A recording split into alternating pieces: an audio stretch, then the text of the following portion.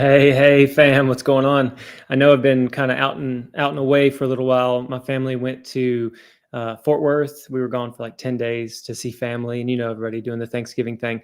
I've got a fun one this morning, impromptu, just kind of threw it together, no major plans. Blair was on with Alex not long ago, conspiracy music guru. So he'll be back because he connected with a guy named Laz that I met through Dave Weiss's second space. So just going to pop these guys on. We've already been talking a little bit about relationships, truth. Yeah, let me pull them up and I'll tell you where we're going here. So good to have you back, Blair, and good to have you here on the show for the first time, Laz. Thank you for having me. Yeah, so just for the audience, I wanted to start today with your awakening story because you woke up at the end of September, early. Yeah, go for it. Tell us how you woke up or how you even heard that the Earth could possibly be not a spinning globe. It's actually really embarrassing. I'm like anyone, like once you start seeing it, you're like, what? How did I not see this earlier? Because I've had lots of chances. Back in 2001 was when I first woke up, but I wasn't ready to handle it. And I was denied my reality, and I just kind of, okay. And then there's been other glimpses that I've had. I'm not going to get into those yet, but I think what led to it this time was I've been going down a lot of rabbit holes, and the ultimate one, the stupidest one, was FE. And if you do a search on Google, like it gives you that disc like the ice falling off in space and all this other stuff. And I think if it's not properly explained to you, you're like, okay, yeah, like this is just stupid, right? But what really interested me is that why would somebody have this perspective? So I'm really interested in seeing other people's points of view.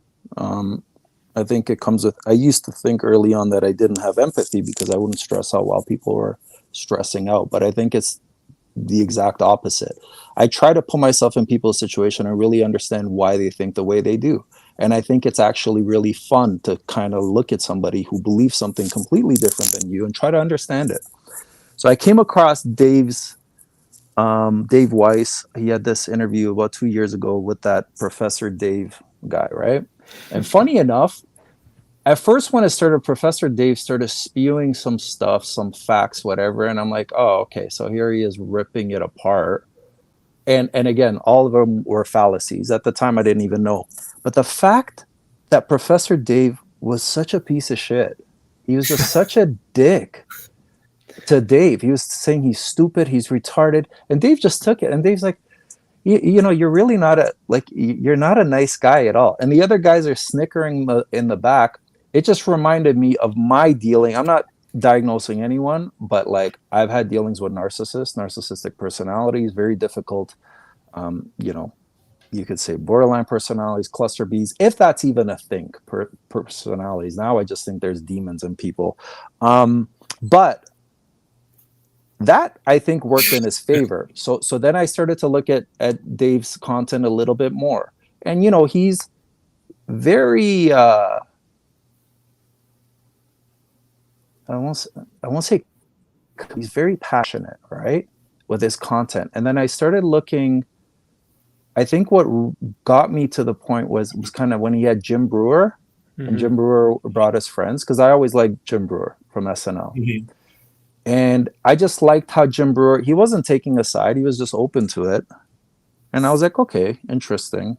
And then I saw Owen Benjamin, who I didn't know who Owen Benjamin was, but I saw his waking up video, which cracked me up, because he's like, guys, I need one fucking proof.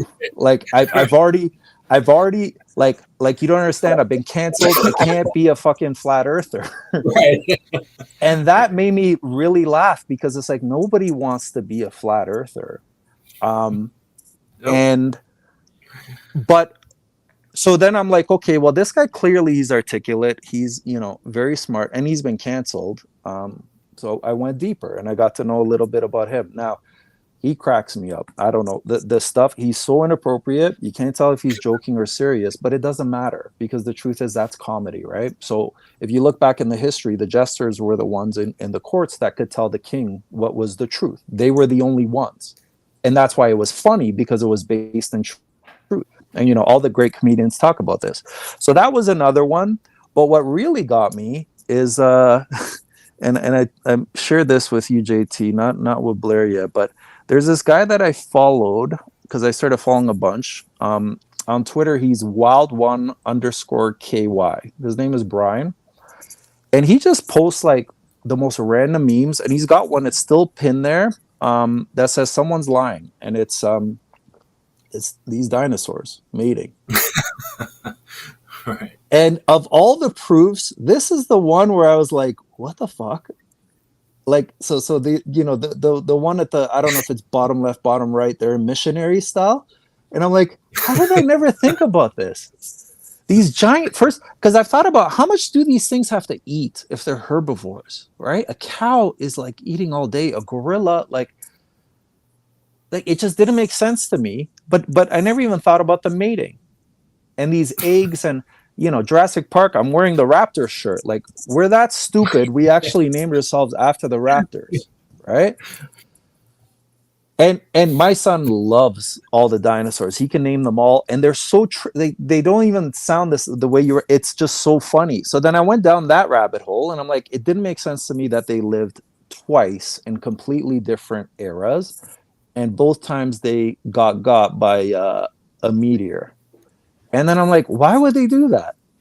And then it just comes back to fear, right? Because a big meteor can hit us at any time. And you were just this tiny little, I mean, you came from an ape, you know, you're on this marble that's spinning out of control, faster than the speed of sound, exactly 666 around the sun. There's a lot of hidden meaning. Like, we're completely out of control, 13.8 billion light years, expanding from a big bang into what? And nobody asks these questions because the numbers are so big. And Dave just talking about, you know, what's 1,000, no, what is it? 1 trillion seconds is 31,000 years. And like, I'm pretty good at math. And I realize, yeah, people really do short circuit with this because it really is that stupid. And at a basic level, if you look at the world and you look at the realm we live in, it's very, very intelligently designed. And I've known this since I was a kid. I remember, I don't know if you guys ever did this while you're riding your bike where you switch your hands. Mm-hmm. Yeah. All right. Yeah. All right. Yeah. So I had this friend, Mike Bryans, and he taught me, and Mike Bryans passed away at 16, which is really hard for me.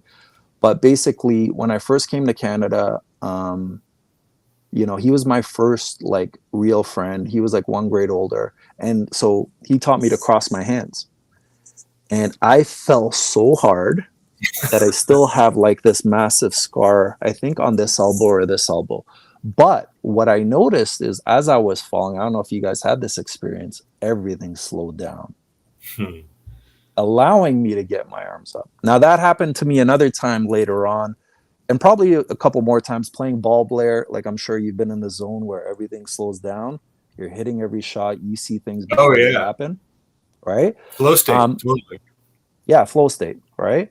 But I've had this. I was on a jet ski. And, you know, I was just young, probably early 20s, just messing around. And it just caught a wave, just slightly on an angle, but enough that I went flying over. And again, everything just completely slowed. And I had control and wherewithal to land properly. This has happened to me a few times in life. And I'm thinking, what is it about time or our bodies that can actually slow down time when we need it or speed it up? Because I've noticed, like, a great example is spend time with like a beautiful woman. Man, like, time just sits still, right? Mm-hmm. But put your hand on a hot ass stove and like that feels like forever. But the fact that your time, especially in a time of need, if anybody's ever been in an accident, knock on wood, I've never been in an accident, but I feel like I've always been lucky. I've never had a broken bone, knock on wood. And I feel like I've been very fortunate and I've been guided throughout my entire life. And I cannot deny that. So anyway, waking up to this, and I'm not saying it's the dinosaur. Like mostly it's Dave, and then I would listen to Dave and Curious Jay, and I went through all of the podcasts like very quick, and then Matt came on, and Matt is Matt brought a different perspective. The whole biblical side of things, but he doesn't push it on anybody, which I really like. And clearly he's so articulate and such a smart dude, right? And then they started with Dome, which I was like, this is genius, right? Because it's like, it's the truth. And you can get it at like 5 fractions of a penny. Mm-hmm. And it's a community that doesn't fall for any bullshit. Like you literally can't trick these people into anything. Yeah, and what you're talking about specifically, people weren't aware, is Matt Long really started the Dome Shot, like the Dome coin, and you can go to domeshot.io just to learn about it. It's like the flat Earth coin with crypto and stuff like that. I've got a mind full that's about to explode with a few responses to you, so I'm going to go ahead. Sure. So I'm just curious, since you're newer to the scene, have you run across Bruce? His old channel used to be called Mind Shock. Have you seen him? Not that I recall. Yeah, but I might have seen content of his. Maybe. His main thing is logic and fallacies, and like understanding the importance of being able to articulate yourself, communicate with logic and not fallacies. And he broke down. And so this is what's really interesting. He doesn't claim to be a flat earther or a globe earther. He doesn't make a claim about these things, but he loves the flat earth conversation because it really extracts if you're going to use fallacies or not, or if you're going to use the scientific method. Or, so he broke down that conversation you were talking about with Dave Weiss and Farina. Yeah. And I've heard about this. Did a counter, and so he currently is moving everything over to his channel, Bruce McGuire, because they obviously took him down. So I'm going to post that in the chat in a second, and I'll send it to you privately as well, so you have the link. He's a great guy. You brought up Owen Benjamin, and I thought, well, I should tell you real quick, if you haven't heard, why I even have a bear name at the end. And it's because the guy that woke me up, I went to high school with. And he just told me outer space, as we were taught, is not an actual real place you can go to. It's just, it's fiction. It's made up in the mind of man, that we live in an enclosed realm. And so I needed a screen name, like, let's start a new email address, a new screen name, so I can research flat earth. Nobody knows it's me. And I can like ask questions or whatever. And, I run the Boston Marathon. I've done 12 years straight so far, and I'm going to keep the string going as long as possible. So I was like, run Boston Bear. Yeah. And I just picked the name. I never knew I'd put my face out there and tell people my actual name's JT. Like you were talking about earlier before we started the stream, when you started to ask questions about this realm we live in, it's a creation. Who created it and what is it? Those kind of deep questions, fundamental questions, like, to be able to even ask them, you have to not be scared of other men berating you or attacking you for even asking. And so, I'm public for sure. And then I was going to also mention the channel, The Truth is Stranger Than Fiction. All lowercase, except truth has a capital T. The Truth is Stranger Than Fiction. That guy, his name's Will. He's a believer as well. And he makes some amazing content. He edits videos really uniquely. He does his own music, and he really opened my mind up to just how in bed evolution, the dinosaur narrative, billions of years are together. Like the heliocentric model. I always thought there's no way that I came from a monkey. Like there's no in between species now. There's no artifacts of in between species. Why aren't monkeys smarter than they are now? Anyway. So I thought that I was created in the image of God, but I believed in dinosaurs, and I believe we lived on a spinning planet orbiting the sun, which no one should feel stupid for believing those things, because we were taught that since we were toddlers, And so, sorry to interject, but you're good. I mean, if you really think about it, if you were to poll people on the street, most people think that humans lived at the same time as dinosaurs. So like that's what you're dealing with, right? And it's because of that contrast, right? Where you know, they have an understanding of God, they have an understanding of themselves, but all this other stuff is thrown at them and it's conflicting. So they don't even put the numbers together. Mm-hmm.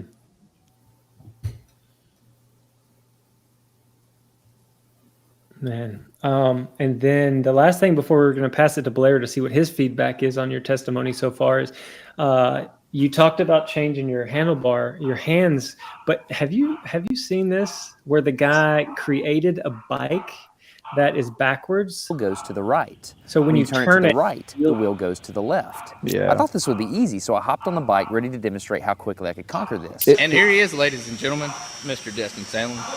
First attempt riding the bicycle. He's gonna fall so big. So the faster I go, the better. I couldn't do it. You can see that I'm laughing, but I'm actually really frustrated. In this moment, I had a really deep revelation. My thinking was in a rut. This bike revealed a very deep truth to me. I had the knowledge of how to operate the bike, but I did not have the understanding. Therefore, knowledge is not understanding. Look, I know what you're probably... Pretty cool deal there. That's really interesting. That's a very cool analogy. Mm-hmm.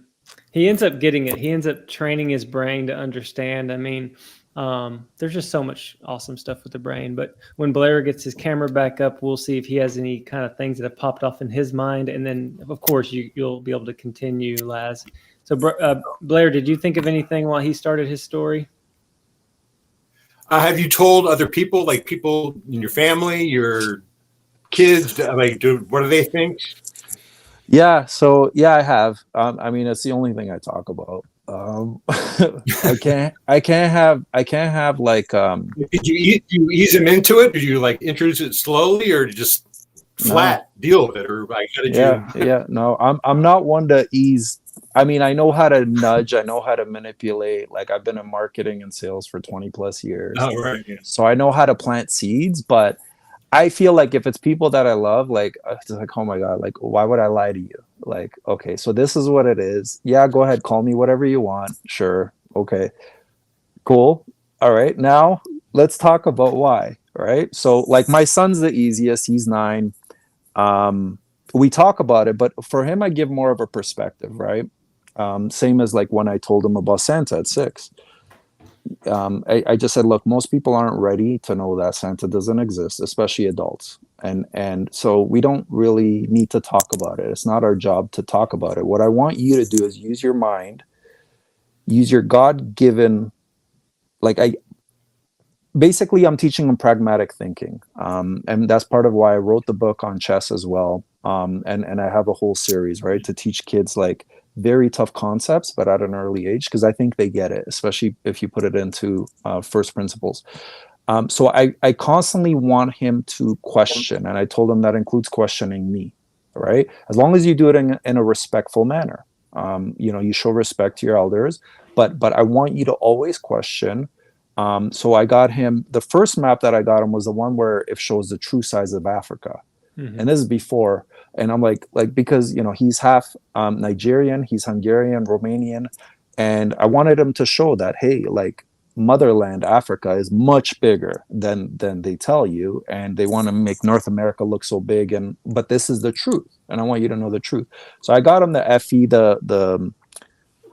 what's that map? The FE map? What's the name, guys? The Gleason? Yeah, the Gleason. So I got him the Gleason. Yeah, I got him the Gleason, and then I also got some magnets. He loves magnets. I loved magnets when I was little. I got these nice round magnets, put it right in the middle, and I got him a little compass. And I showed him what happens if you put it close and how it's always pointing north. And I said, listen, this is just one way of looking at it. I'm not saying this is what it is. I'm not saying it's that. What I'm saying is you're going to come to your own conclusion. Just like about religion. He's Catholic. I'm born Catholic. But he gets to decide when he's older. Right now, he's born into this. And this is a way to explain things that I tell him. They're stories of things we just don't understand. And so it's a way to explain things we don't understand. Now, science, I love how science just says, I know. And it's this and it's that. And, like the Earth's core is now supposedly turning the other way. Like, what? Yet we haven't gone more than 8 miles down. Like, Mariana's Trench is like 7. I mean, go watch The Abyss. Like, it's just like, it's so stupid. I just feel like Dave every time I say it. But so he has the critical thinking. It's much easier, like with a child. When they get a little bit older, so my fiance has 2 sets of twins. So I have 5, right? 2 of the boys I've been talking to, but I think they're teetering. The girls, no, they did their own research. And of course, Google took them down whatever path. My fiance, I mean, she's sick of me talking about it. so I just don't. I actually make fun of flat earthers too. I'm like, these flat earthers. And then they laugh because they know, like, and I'm not claiming I'm a flat earther, because the thing is, I don't want to get pigeonholed into anything. I'm not even claiming that I'm Laz.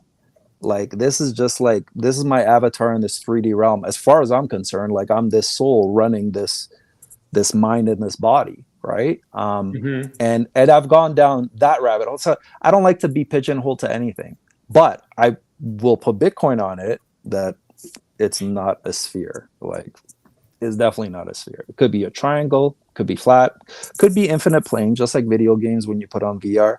Doesn't matter, because what does matter is that it is intelligently made, and it is made by a creator.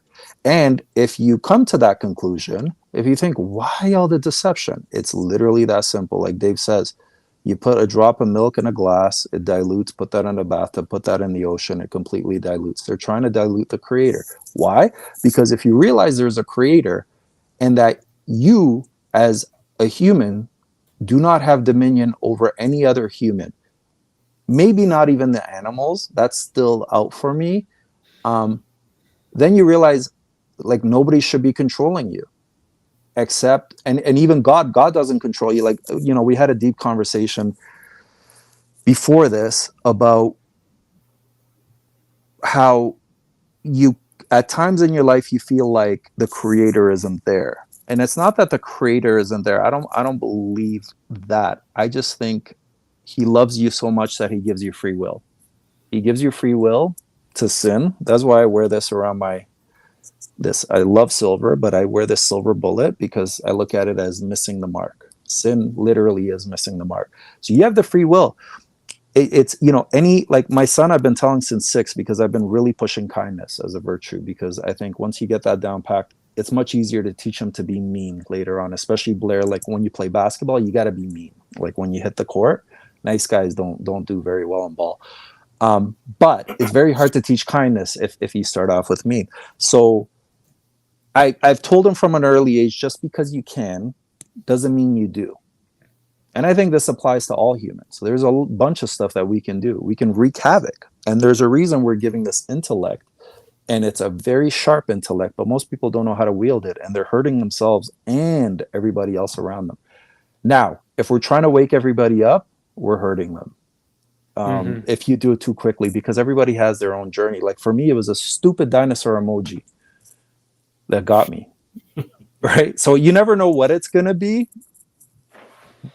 And the truth is, some people don't want to be woken up yet. They'll fight tooth and nail for their ball. It's like the Matrix. And some will kill you. I mean, there's people out here that'll kill you for $500. Yeah. For a gold chain. Yeah. Man. Yeah. You're just ladling gravy this morning. I mean, Totally. your story, your boldness, because that's one of the biggest things. And I mean, you don't know this aspect of my story. And I mean, you know, my wife's a physician. You heard me say that before, because she's family med, sports med. And so the fact that she has a degree in biology and she's a medical doctor, 25 years in the industry. When I started talking about us possibly not living on a spinning curved ball Earth in space going around the sun, she was like, wait a second, what? And like her first feedback to me or response was, and she said it a bunch, I don't understand why you're being so countercultural. Like, that was her main question. It wasn't. That's a good word. I haven't heard that yet.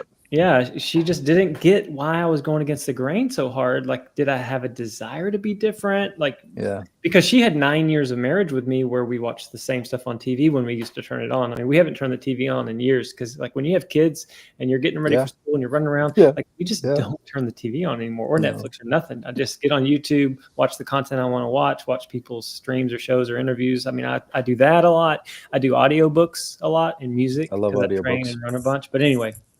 So with my wife, and then back in the day, I probably would have been classified, or they would have said like, "Oh, he has ADHD for sure and needs meds," because I couldn't focus on the material. I couldn't study the way I was supposed to study.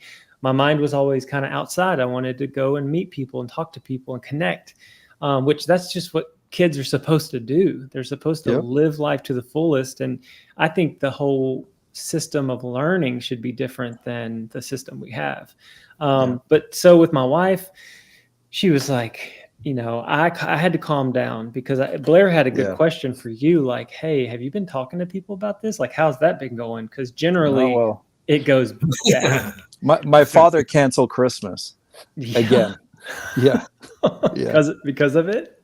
No, something else. Which I'm not going to get into, but it's just like, I'm like, oh no, you cancel Christmas. Like, what will I do? I've been thinking about canceling Christmas altogether since I figured out, like, what the hell, this tree, Saint Nick. Once you go down that rabbit hole, you're like, what the? To me, Christmas has always been get together. Yeah. And there's a rule: if you don't shit your pants, you don't get gifts. You get it for the kids, right? It's the rest is family. Yeah, and the whole weird thing with the tree and like the phallic symbol and Nimrod. Oh my God, crazy! I mean, Wixit has a good stream on it. A lot of people have good streams on like what is the actual meaning of Christmas, and so many things are psyops and money grabs and Valentine's Day. All oh my God, I'm in marketing, right? Yeah, all the man-made holidays. We just have dropped them. Spend some money.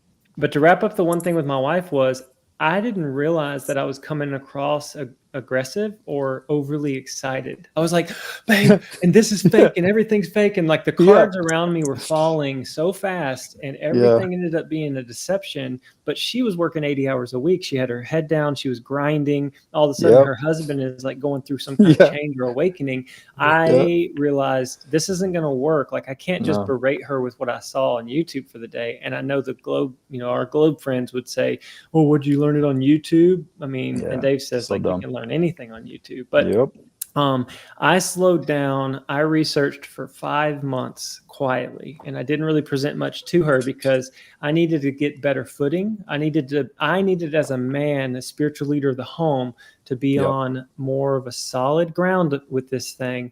And it came to me that what I was doing was not trying to be conspiratorial. I was not trying to be a quote unquote conspiracy theorist. I was seeking the truth. What's the truth in health, medicine, the realm we live in, how we're supposed to connect as human beings, not all these psyops of disconnection. Everything is about if somebody doesn't think just like you, they're your enemy and you have to disconnect. And that's not true. So I just came back around to her and I said, I'm still researching. I'm still looking into it. It looks completely viable that we aren't moving. And I started saying things like, when we have coffee on the back porch or, in the morning, the next day when we have coffee again, do you think we've moved 1.8 million miles through space?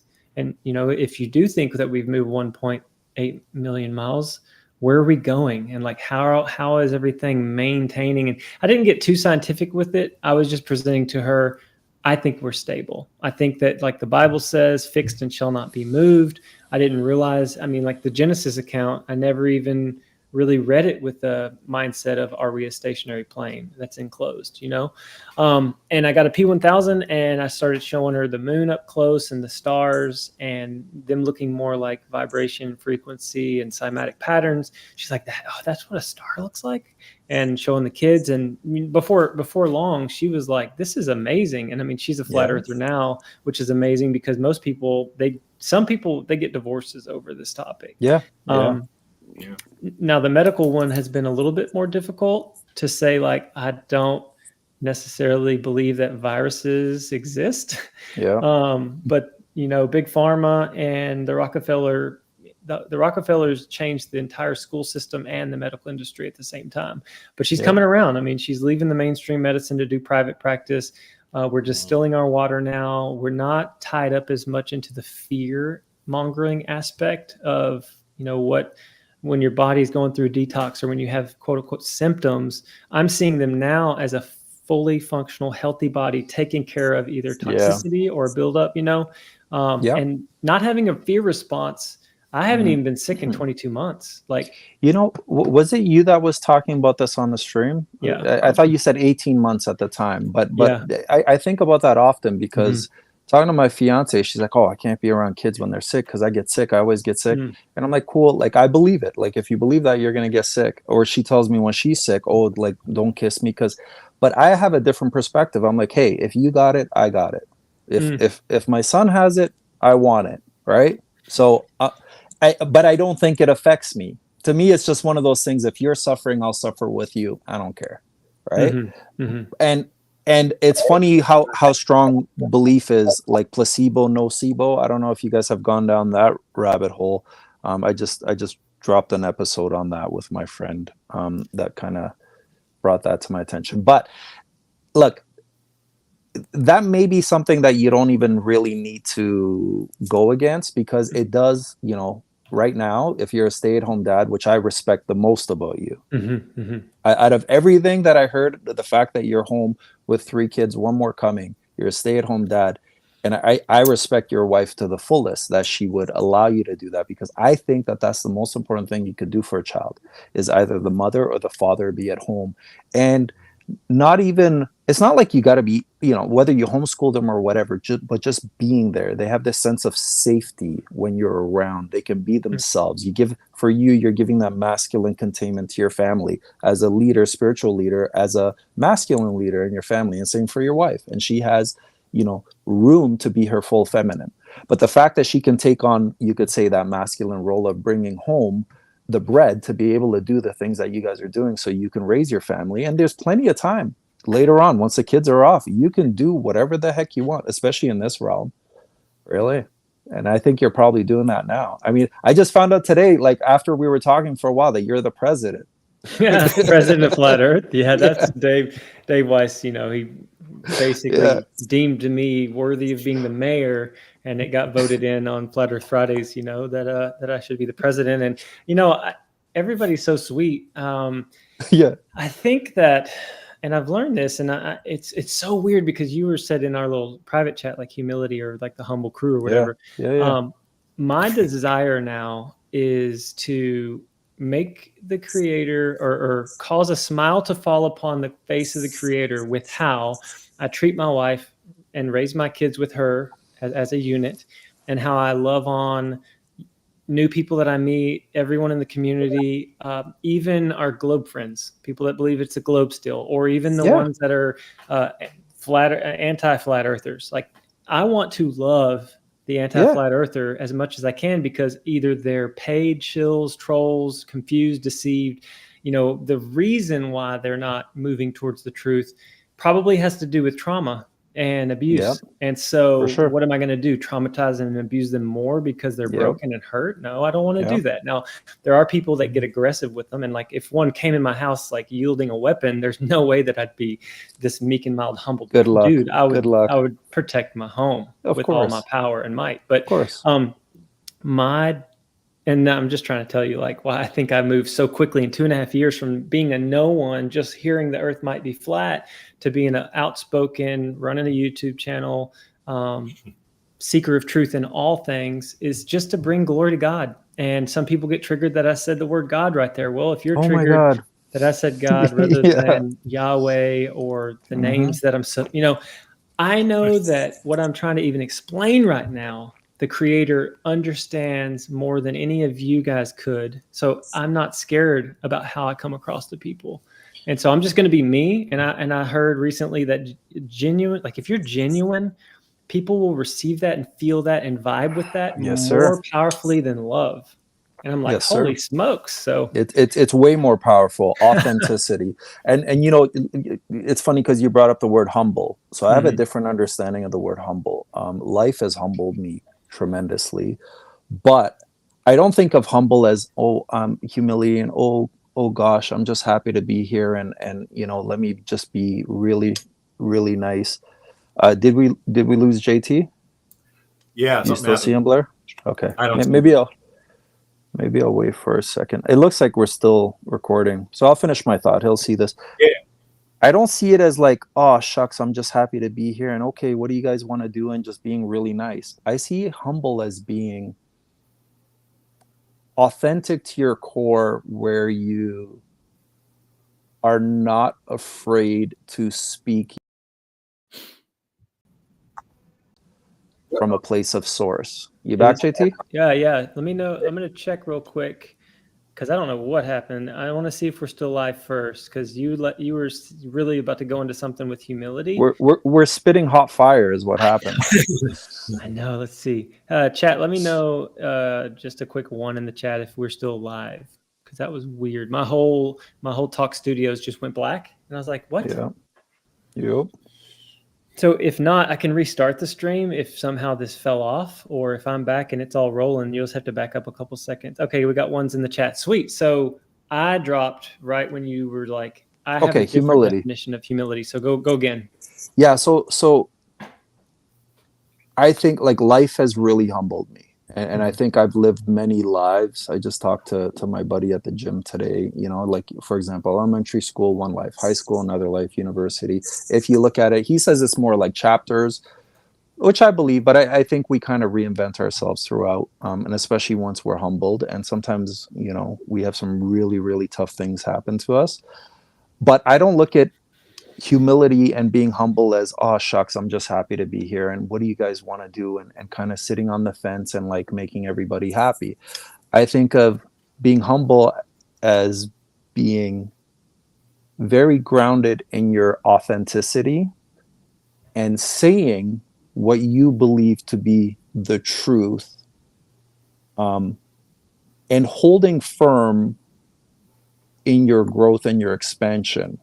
So because you're allowed to change your mind with more information. And I think this is what people have the hardest time with, is more information comes to them and they're like, no, but but the thing is, I'm allowed to change my mind. I can go back to the globe. If I get a proof of the globe, I'll take Dave's 3 Bitcoin and I'll go back to the globe. Right.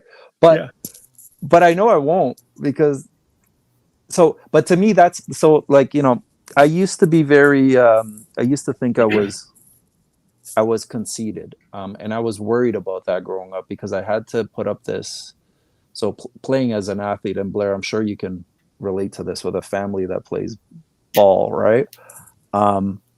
You really have to believe that you're the shit. And it was to the point where I had all these insecurities that I hid through ball. And I was very fear-based, and that made me very good in sports. And what I could do in sports, I was able to do in school as well. I could get that A. And part of it was teetering this line. And it's like, I always heard, oh, don't be conceited, don't, and I always thought, okay, well, but like, I love myself. What's wrong with loving myself? Why does society say that it's wrong to love yourself? And I had this girlfriend in university who was like the first one that told me, no, you don't say that. The world will say that about you. Don't you say that about yourself. Mm-hmm. You're amazing. And she would lift me up. Now, we didn't work out. I wasn't ready for her. I wasn't even ready for that love. I didn't even know how to accept love, because my understanding of love up until my 40s, up until I met my fiance, is I am loved because I produce, because I'm a champion, because I'm a straight A student, because I'm a success, because I make 6 figures, because I'm the shit. Mm-hmm. But if I don't produce, I ain't shit. And when I met her, it was like, you're getting me at my worst. She's like, okay. And that's why she gets to enjoy me at my best. Now, I'm not even at my best. Right now, I'm waiting to launch, and I don't want to commit to anything. But actually, let me take that back. Again, more information. I am at my best. My soul is complete. It's perfect. It's got everything. It's successful. It's got all the wealth, everything in the world. My mind and body are aligning to that. And that's what FE allows people to do. And it allows you to realize that you are whole, and it's all about connection. It's all about experience, and it's the soul is here to, if you believe in a soul, whatever you believe in spirit, it's here to imprint and it's here to expand. And that's why I value things like connection, like meeting you gentlemen, deep conversations, travel, things that you can actually take with you. So that's humility for me. And yes, it's flat. Man, that's beautiful. You said it right earlier when you said ladling with hot fire. It's true. I mean, Yeah. you're genuine. For the chat, this is the first time I've ever spoke to Laz, just earlier this morning. Like, I guess it was 9:30 or whatever. She's like, "Hey, who are you? And let's start talking." And I was like, "Let's go live." And here we are. And let's do it. You know, my favorite aspect so far about this talk is we men aren't scared of being wrong.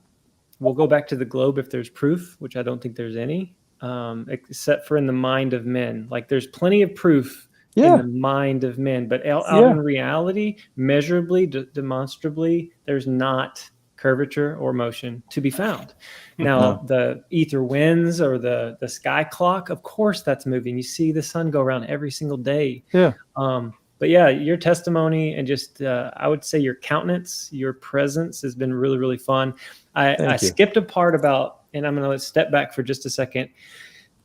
Blair and Laz, the reason this even happened was because Laz said, I want to connect with Blair because he watched you and I on with CMG, our stream. And then I want you guys to talk for a second about y'all's connection. I think it was over basketball, and why we're even here. And then we can take it wherever you want to go. So I'm just going to say one thing. My favorite thing so far is everything Blair has said with his body in this, because it's everything we're talking about, his body language. Like, dude, like he's like, you ever see the Mighty Mighty Bosstones with what movie was it? Clueless. And there's this one dude, all he does is dance. Like, he doesn't sing, but he's just dancing. That's been Blair the whole time. Like, his body language. I love it, buddy. You're such a good dude. And that's why I wanted to meet you, man. And we put you in the middle on purpose. I don't know if you noticed, but I told JT, keep him in the middle because it makes him uncomfortable. I have a piece of cardboard covering me right now. I'll be staring me the whole time. Am I lighted? I knew it bothered you. I have to focus on what you're saying and what you're saying. I can't look at me. So my God, that's so funny. I'm one of those. I'm a really quiet guy. I'm at work. I don't talk. Yeah. I'm one of those guys. I don't talk unless you speak to me directly. Otherwise, I'm not saying anything. Yeah. More. I've had a ton of jobs, different. Like in Hollywood, now it's a grocery store. At grocery store, people don't know I can speak. I don't say nothing unless they talk to me. People joke around. People, all cute little things people say, and they joke around. You tease each other. It always escalates. It always starts fun. It always eventually becomes into it. Someone's going to HR. Someone's in trouble. I don't say nothing. I don't joke around. So I'm just listening. I've listened to podcasts. It's like I'm watching a show right now. So I got to talk. Well, that's why I wanted to pass you the mic. You guys are saying everything.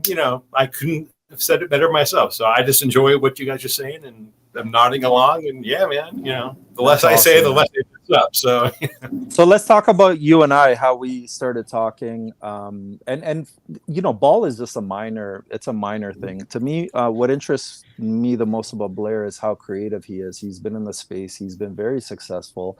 But then he talked about how he just not threw it all away, but like, you're working at a grocery store right now, which I'm like, dude, that's awesome. I've always wanted to just go and work just some of the best jobs that I've had is just, I hate the fact that I have this expectation of me to because So can you talk a little bit about that and that decision? Can you still hear me, Blair? Yeah, well, it all comes together with, I hear you, JT's gone, but you're glitchy. So, okay. But I'll keep talking. JT? Yeah, he's gone. Yeah, y'all carry on. Okay. Learning about, I'm here in Seattle, and I'm working for a production company, doing TV commercials. I'm doing audio for them. I'm actually doing audio for them. I'm doing this deal with, it was actually a cool company. It was a book. It was for an app.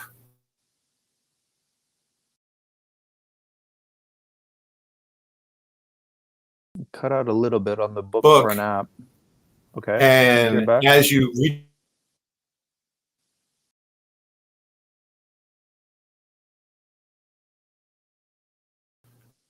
where the wild things are, and the app will, so I wrote the music, and the app will change as the scenes.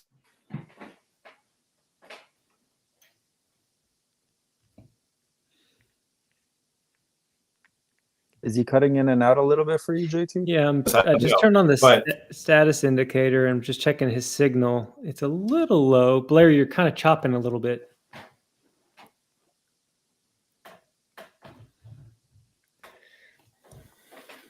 Let's move him to the side. Maybe that'll do something.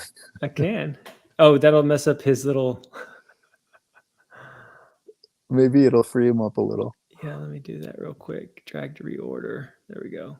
Boom. Or if you can hear us, Blair, drop out and come back. Try that. Actually, I'm just gonna. There we go. From Mars. That's Conspiracy funny. Music Guru. Is that Alex? Yeah, Alex. Yeah, he's in the that's chat. Funny. That's funny, Dave, Alex. Dave came in. I shot him a text, and I was like, "Hey, Dave, you need to check this one. Laz is, promoting or saying that you woke him up, and he's about Dome." I sent him an invite link if he had any time to have him come say hello. Nice. Well, I want to have him on my translucent conversation later. I thought maybe people aren't really ready for that yet, so I'm kind of dancing around it. Okay. But yeah, I definitely want to have him on at some point. Yeah, you're good. Hey, Blair, now. Welcome back, buddy. Oh, here. I can put you back. Come on. No, I'm good. It's better. He's right there. There we go. Yeah. No, that's actually works. Right. So you were talking about the book. You were talking about the book that you're doing audio for. Yeah. So I was composing music and doing sound effects for these. I was going to do all the books. It was this huge deal, and it was like a dream come true job. I got to do whatever I wanted to do with, pick a book and make it how you think it sounds. So I got just carte blanche to write what I wanted to write. So I was doing all the books. Then the job got changed, and we had a huge number of books and a short deadline. We had to hire all these engineers, and it became a thing where I was managing engineers. I wasn't writing any. Oh, no. Uh-oh. Bummer.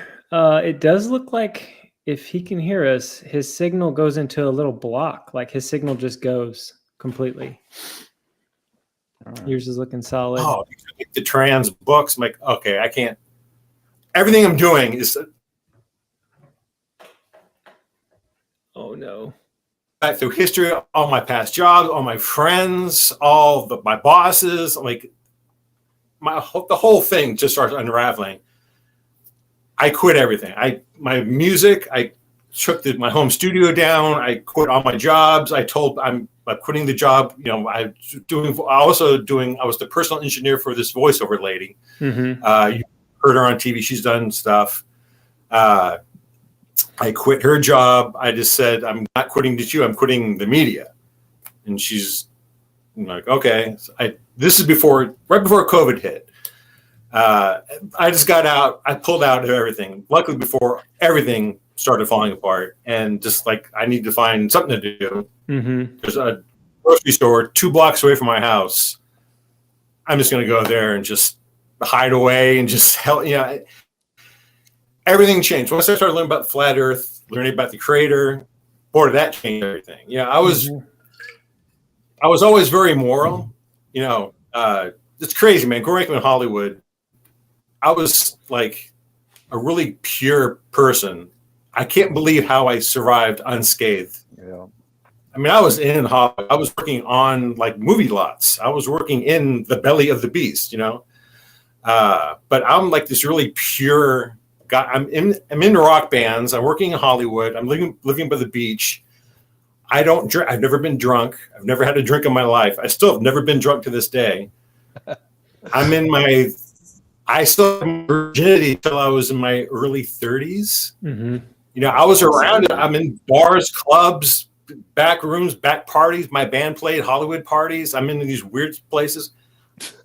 I'm the sober guy in the room all the time, and you know, and just watching everything happen around me. Mm-hmm. You know, it's nuts. Somehow I survived all that, and you know, never really got corrupted by any of it. I never saw anything crazy, but I was just like around it all and never partook. I was always offered, but never had a desire to drink, never had a desire to sniff, and there was opportunities to do immoral things. Mm-hmm.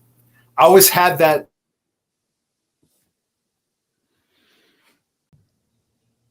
He froze. I'll bring Dave up.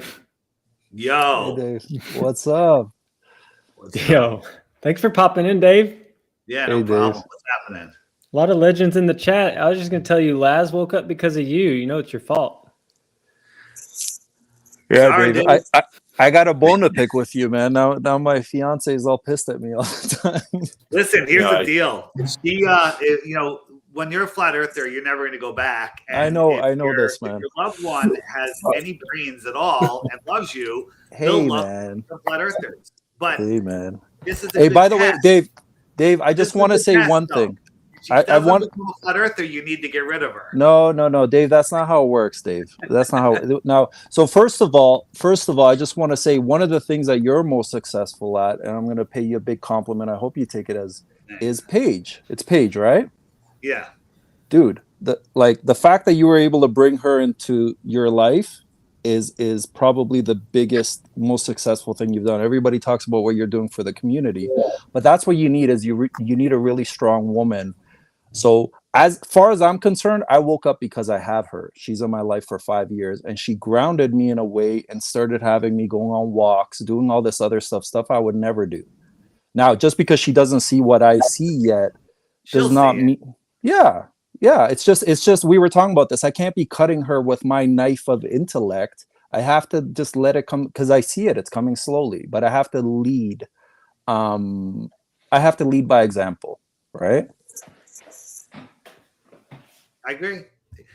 Here's the thing. Anybody that has 2 functioning brain cells will see it if shown eventually. Yeah. No, they will. And you know, I think JT said it really well that like it's almost like you have to have love for the Globies because a lot of the times it's nothing more than trauma based.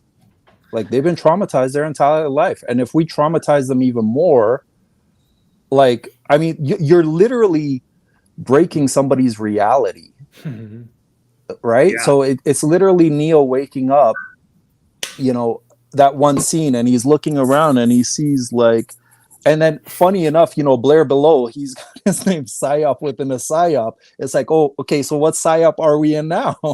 Right? When you actually wake up to it. Have you guys watched of any of Darius J. Wright's videos? Yeah. JT, what do you think? I said it the other day on our space. I think what he's saying, I think he's genuine, and I think these experiences, I think he has had, and I'm not triggered by his story. I think it's amazing. He has a whole nother view of reality. I've had those experiences, but I was in total fear, and I went right back in, right? Yeah. And it's happened. The sleep paralysis. If anyone doesn't know what I'm talking about, on the app in the homeschool section, the first button is Darius. Watch 2 or 3 of his videos. I think that it explains how our reality works. And I've been saying this for a while. He's just more eloquent in saying it. So I encourage people to watch it. And, you know, coming across his information, I've seen it for a couple of years, and I just never really dove in.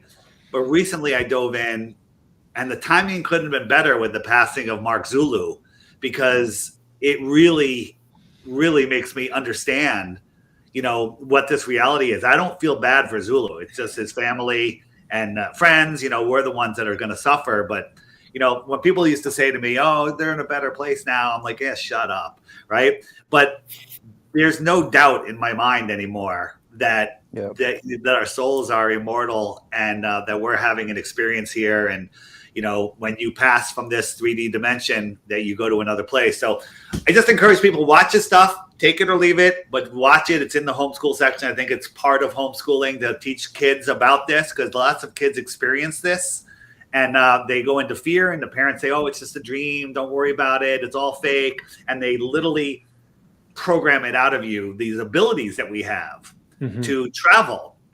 He talks about, he goes out, he leaves his body, he goes out and sees his friends doing things and everything, and then he calls them later, and it's exactly what they were doing. He could see reality in this out-of-body experiences. And I just encourage people, watch it and think about it. Yeah, I'll drop the couple links that you shared so people can pin it for later. But I do remember, Dave, and then I'll pass the mic to Laz to let him get his thought off. When he said, Darius said, how do you know the people aren't absolutely enjoying this next chapter that just began for them? It could be amazing. It could be a huge relief from this experience. And a lot of the times too, whenever a loved one passes, the people that struggle the hardest, they may have unresolved tension or issues or past, like they didn't say sorry, they didn't resolve. It's unresolved stuff for the people that are still here. But yeah, I mean, I am of the mindset that I had nothing to do with me entering into this scene. Like, it was all God's plan. I was an idea in God's mind before I was physically here. And God knows exactly what's going to happen from this moment I'm speaking on this stream until I take my last breath, and forevermore. He knows. He's that powerful. And so there's no reason to be scared of death. And I'm not. I never have been. And when people pass away, I'm just kind of like, it was their time. And anyway, go ahead, Laz. What were you going to say? I was going to say, I really like when Dave talks like this, right? So, because Dave, a lot of the times you're going on, you have half an hour, and you have to, lay down a bunch of proofs, right? But the proof is in the pudding. You have your app. People can go and see it. I love when you talk about this part more about the why. Because to me, so I woke up end of September. I don't know how much you were watching, but the dumbest thing woke me up. Like, I watched your videos. You can watch that again. But it was this dinosaur meme of dinosaurs mating, so-called.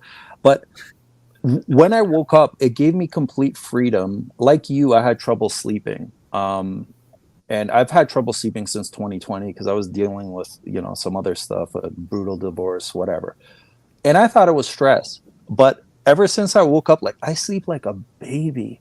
I sleep like a baby knowing there's no space, right? The thing that I was scared of the most, watching Aliens when I was 7, which completely terrified me, and like all this stuff. I'm a huge Star Wars fan. I was watching it yesterday. I'm like, oh my gosh, this is such garbage, right? But I love these conversations. And Dave, like, I would challenge you, if I could, sometime down the road, if I could do an interview with you, even just 60 minutes, where you don't mention flat Earth, not even once, but you just talk about, like, the realm itself, the possibilities, our ability to have clarity and really manifest the life that we deserve, and the fact that nobody has dominion over us. I will do that interview with you, but you have to watch the first 3 videos in the homeschool section in the Darius the section. Yes, sir. Watch yes, those, sir. and then hit me up via email, and I'll give you a schedule link. I'm pretty booked solid through the end of the year. All good. Yeah, all good. There's no timeline on this, but yes, I already went down that 5-hour rabbit hole. Like, I'm way ahead of you. But the Darius, this is the stuff that really interests me, because when people talk about Dome and, oh, the price is this and how do we get it on Coinbase and this and that, it's like, no, you're missing the point, right? Money it's just energy. It's just energy. We're playing on their ball field, as you say. Real money is what JT has, right? He's got 3, 1 more on the way, supporting wife. It's what you have with Paige. It's what Blair has.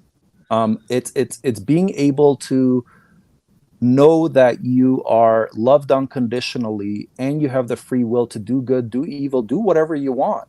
But there are consequences to all of your actions. But God loves you so much that you literally you have the free will to do whatever you want. And I agree with you, JT, that God knows, can see all the way to the end. I agree with that, but I also think you have a full agency in that. And that's what FE means to me, is just having the autonomy, to give reverence to the creator. Mm-hmm. Oh, man, this has been fun. Impromptu. Yeah. Dave, you're able to pop on. How much more time do you have, Dave? A few minutes. Few minutes. I got 8 minutes. Blair has a lot he wants to tell us. Yeah, right? Oh, yeah, because you meant 1:30. Yeah, I just gotta go at 1:30 because Toronto traffic's like LA traffic. I don't know. Yeah, 8 minutes sounds good to me on this one. This was super fun. The chat was very lively. A lot of legends coming through. And Dave, I like that you brought up Zulu. I was on a stream with him 2 weeks ago. It was NDB, No Despair Bear, was just streaming with him, and I just popped on randomly, and we had a great interaction. And he's always been funny, like I'm always like, much love, fam, and he's like, throat punch. He had his different sayings, but he is so accepting, and I never got to shake his hand or meet him in person, but I'm lifting up his family and anyone that is hurting right now by his unforeseen loss or him going at the time he did. It just also helps me, though, to take a deep breath and be grateful for the moments that I have left, because I don't know if I'm going to just go at the end of this stream. None of us do.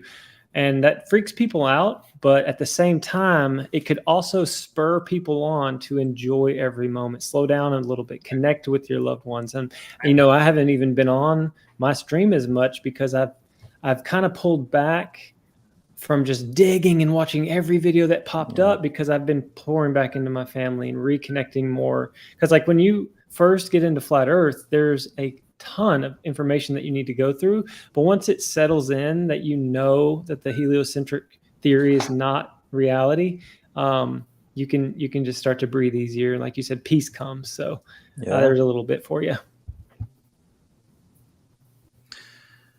Yeah, he did what he loves to the very end. He was smiling and drumming and singing on the stream, and then the next thing you know, he was gone. Crazy. Mm-hmm. Crazy.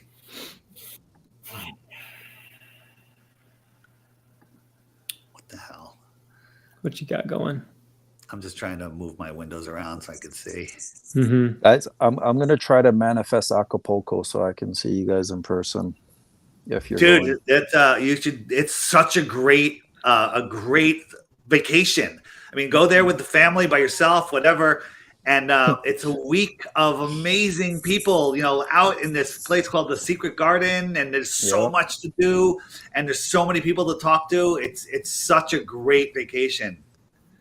And funny enough, Dave, last time I went to Acapulco was right after 9/11, and it was around Christmas time, December. I stayed up 4 days straight, and I thought I lost my mind. Now that's a story for another time. Mm-hmm. But that's when I first had the glimpse of flat Earth. There was nothing that could have led me to it at that time, but I did feel this. I don't even know what it was because I didn't even smoke weed at the time. I barely drank. I was playing basketball at a high level, so I couldn't explain it. And then I denied it. And then when we talk about like being. You never know what people are going through, right? And even with the Globies, right? There's a lot of trauma. Not only like if you think about 9/11, and Dave, you've gone down that rabbit hole, right? Like it's traumatizing the masses, right? But on top of that, put any sort of childhood trauma that they may have, and you think that it forms your personality, and okay, I am this because of all the things that happened to me. So that's the thing where. Yeah, they don't see it, but they don't have the ability to see it yet. It's just a journey thing. And it could be like you say, all the proofs are great. And I strongly believe in that. And that's why I believe personally in Dome, because eventually everybody's going to realize it. And, consciousness is going to rise as a whole. Yeah, I could talk for hours, guys. Like I don't want to take. I'm excited to be here. The fact that Dave, you even jumped on today, like this is a dream. It's awesome. Right? Hey, if you're serious, if anyone's serious about going to Acapulco, the link is on my website. There's 10% off with the code FEDave. Now, I think they do pay me a commission on that, but I donate it right back to them. I don't take the commission. So the only reason to use the code is to get 10% off. It doesn't do anything for me because I like the conference so much. I don't want to take their money. Yeah, and if anybody wants to do an Airbnb or something, like to find a cheaper way to be around there, I'm down. Just hit me up at Laz Molnar on Twitter. Like it's really just getting the ticket. So yeah, that's the most expensive part. They're not that bad though. I'm not even sure, but Ian Leahy, I don't know if you know who he is. He's coming. He's coming from the UK, so that's a long flight. Yeah.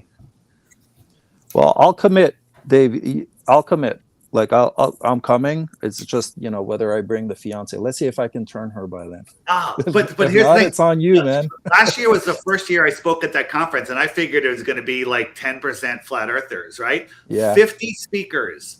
Yep. The only one that wasn't an anti-globe, a globe denier was Larkin Rose. Like 49 of them were flat, or at least questioning it. Like if you're questioning it, you're a flat earther in my mind. But It was amazing, but there's so many good speakers on all different topics there, from health and crypto and everything else. It's mind blowing the amount of information. Look, worst case scenario, I'll bring my fiance. I won't tell her what it is. I'll be like, oh, look, what is this? And then we'll meet Flat Earth Dave and Paige, and you guys can just. Paige isn't going to be there. I'm not bringing her. All right.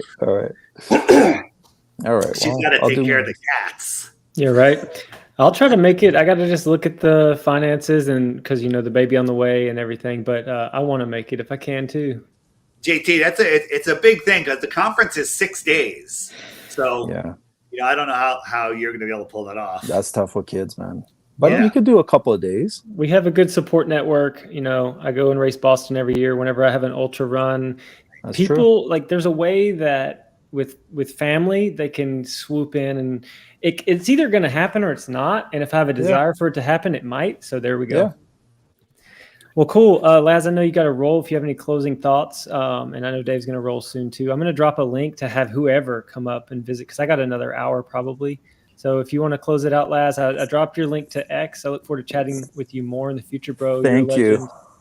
Oh, thank you. No, nowhere near. But I am authentic. That much I will take. I just want to say you guys are like the nicest people I've met, and that's what really draws me to this. Is you guys are good human beings, and whoever tells you humanity is like it's going down the drain, that's all BS.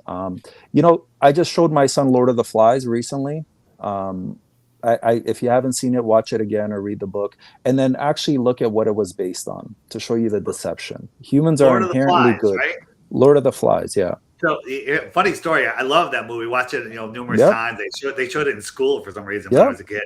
Indoctrination. But my father lived on a little island off of Puerto Rico called Vieques. So I've been there over 100 times, and that's where they filmed Lord of the Flies. Mm-hmm. It was crazy when I found that out. Well, what I got out of it, if you see what it's actually based on, I think it was 6 dudes from Tonga that got stuck, and they were stuck on the side of the cave. Like, they couldn't even get up for like weeks. So they were catching birds and eating birds. They finally made it up. They kind of redid it. But the funny thing is, these guys got along the entire time. They were all jacked. They all believed in God, and they knew God would get them through. And the story is beautiful about men working together and hoping that they will be rescued. When they finally saw a ship, I'm giving it away, but I don't care. Hopefully you guys watch it too. When they found a ship, they all swam out naked to it. And then they made this story about what happens within a month. And funny enough, it shows a full moon. I don't know if you guys noticed when you watch it again. Within a month, these kids are killing each other. And they want you to believe that, if we didn't have order and government and all this, this is what humans do. No, it isn't. I don't think you have to worry about spoiler alerts when the movie's over 50 years old. You're right. But I didn't know what it was based on. And it's the same thing as Disney. If you look into the Lemmings, the whole story of the Lemmings that commit suicide, mass suicide, Go down that rabbit hole. Like, it's That's all made fake. up. Yeah. That's fake. Well, the same with Lord of the Flies. People are inherently good, and when shit hits the fan, they help each other. Mm-hmm. There's demons among us. There's greed, this and that. But those people get pushed off very quickly. Anyway, that's my closing thought, gentlemen. I gotta go do dad duty, but this has been a pleasure. I really appreciate this, and yeah, everybody, you can hit me up on Laz Molnar. I will have one plug. If you guys like chess, I wrote a book. You just Google it. It's called The Fart of Chess: The Toot About Everything. It's on Amazon across the board. It teaches kids, especially ages 2. It'll teach them the pieces, how. Whoops. And that's the end of that. He may have dropped. I'm going to drop the fart of chess. It's got his name right there, Laz Molnar. This is funny. I'll drop it. But if he pops back up, I'll bring him up. I'm going to drop that link. Oh, man. These streams are fun, Dave. I can't remember. It was probably the Ether Cosmology boys. You know, they were encouraging me to get a channel and do this. And it's been pretty fun meeting people and having folks on talk about all kinds of stuff. It's amazing, and also we're letting the Zoom or whatever network we're on track our movements and our faces. So in the new society, they'll be able to tell us who we are just by the way we move our hands and and everything. Right, dude. Beating AI is what we're doing, but is what it is. I've already thought about that because I wear a Garmin watch and it's got the heart rate thing in there. Yeah, I let them know what my heart rate is. I let them listen to me. Well, they see my motions, read my face. Right. The Black Mirror, when I'm scrolling on Reels and it's looking at my eyes, looking at what part of the screen, and it's getting my data of my heart rate variability to know if I'm excited, if I want to buy that. It's listening. Oh man, dude, it's unbelievable what they're doing. It's unreal. Yeah, but you know what? Whatever. It is what it is. Yeah. I figured my strategy is to have so many different devices that are listening to me that they get confused. Yeah.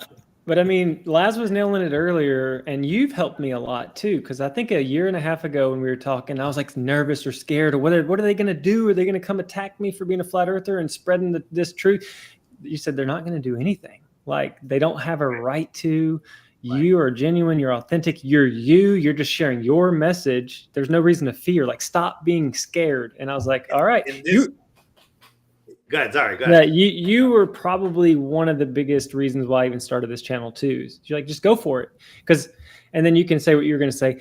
I used to be scared behind the camera. Like, I used to vlog. I have old vlogs where I'm holding the camera up and I'm talking. And the thing is, I didn't know who I was talking to in that camera. And I felt weird and awkward and low self-esteem. And I was second guessing everything I was saying. Now, as a flat earther, and right now on this stream, I don't care what people think about me. I'm just me. And I'm just sharing my heart and my thoughts there. But anyway, so now I'm free. I'm set free. Flat Earth set me free. Of course, my relationship with the Creator is ultimately what set me free. But you almost were like a dad figure. We're like, quit being scared, man. Just get on there. Just say whatever. Wait, you think I'm older than you?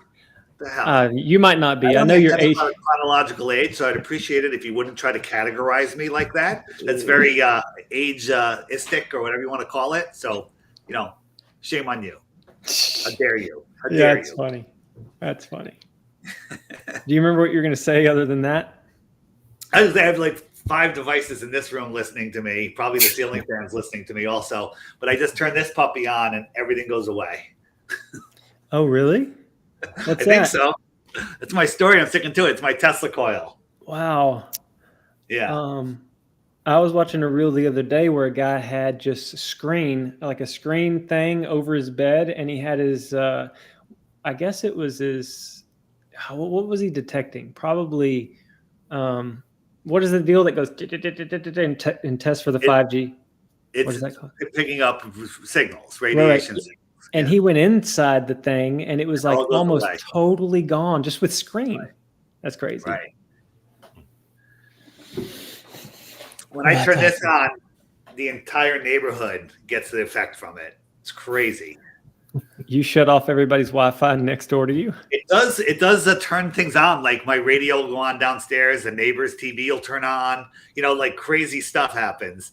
So they don't know that I have it, so they just think that their shit's going wild. That's funny. That's funny. Awesome. Well, Blair, do you have anything to say to Dave as far as his influence on you, or? No, Dave, dude, it's a great meeting you. I've been watching you for years, man. It's weird being on a stream with you. I'm just another guy, man. I'm out there a lot. What's that? From one unicorn to another. I understand. Nice. Owen Benjamin is responsible for making me give up everything I worked my life for to do this. He's the one that was the last straw. He's the one that made me do it. Wow. I didn't know that. Yeah. I was literally, with my business, I was like, if I walk away from it all, that's insane. I've worked my whole life for this business that was really successful business. And I'm walking away to talk about Flat Earth and the creator. I was like, I need a sign, right? And I got 2 crazy signs. But then I was on the phone with Owen Benjamin, and he's like, dude, just do it. He goes, just do it. He goes, don't think about it. Just do it. The creator's got your back. And I did it. And here I am. Making a big dent, big splash. Your interviews are awesome. They pop up all the time. And it's just the one I did yesterday, I had it's the last one I posted on Facebook. I forget the guy's name, but it was a good one. I dedicated it to Zulu, but he asked AI for 10 questions to ask a flat earther. And it was awesome. It was awesome. Mm-hmm. It was a good interview. And I turned him into a flat earther on the interview. That's why it was great. Oh, wow. Yeah. I have to look that one up. It's whatever. Go to my Facebook. It should be the last post on Facebook. All right. John, something. Do you see it? I actually, yesterday, some sort of attack came where with YouTube and Instagram, with Facebook and Instagram, I was getting all kind of codes, like somebody was trying to get in. So I changed passwords. It's going to take me a second to get back in. I'll tell you what it is. It was called, Are We on a Globe Yet? And the interview, the hell is it? The interview was, open up app. James Lake Show. The James Lake Show. Okay. It was a good one.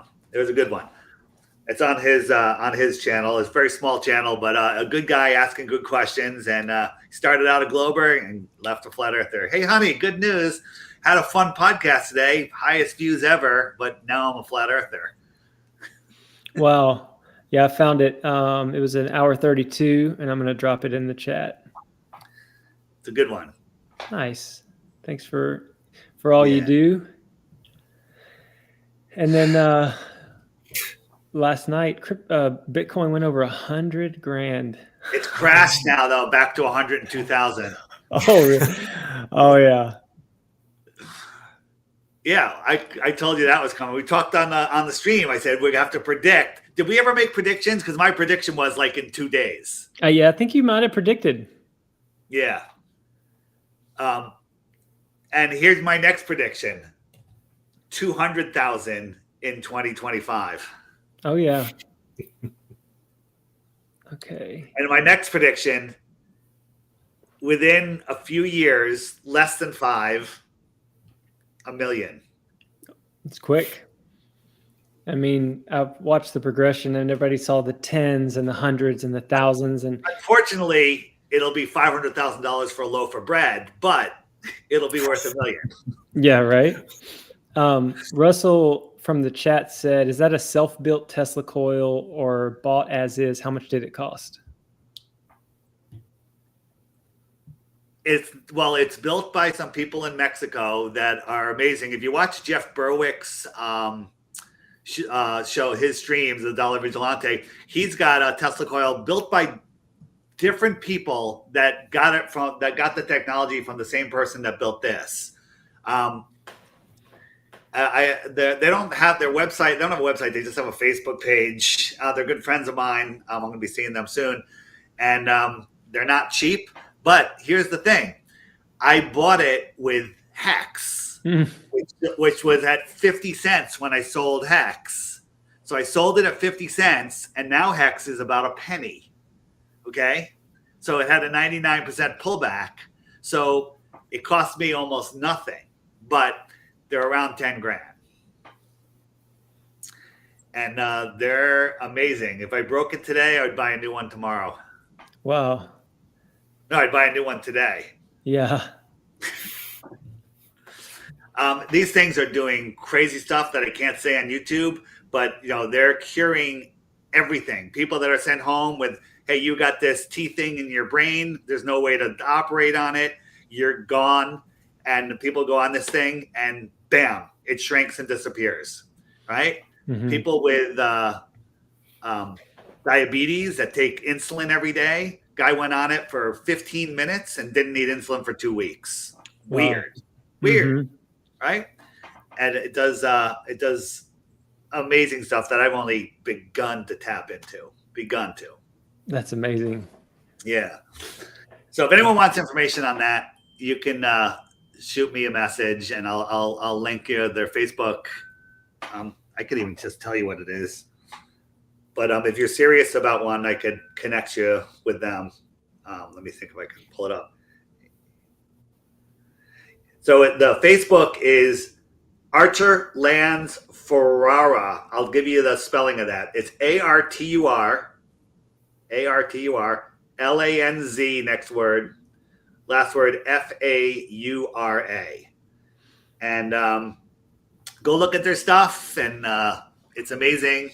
And there's a bunch of flat earthers. I don't know, 5 or 6 of them. People have bought them in the last year or two. And that's all I got to say. Yeah. That's epic.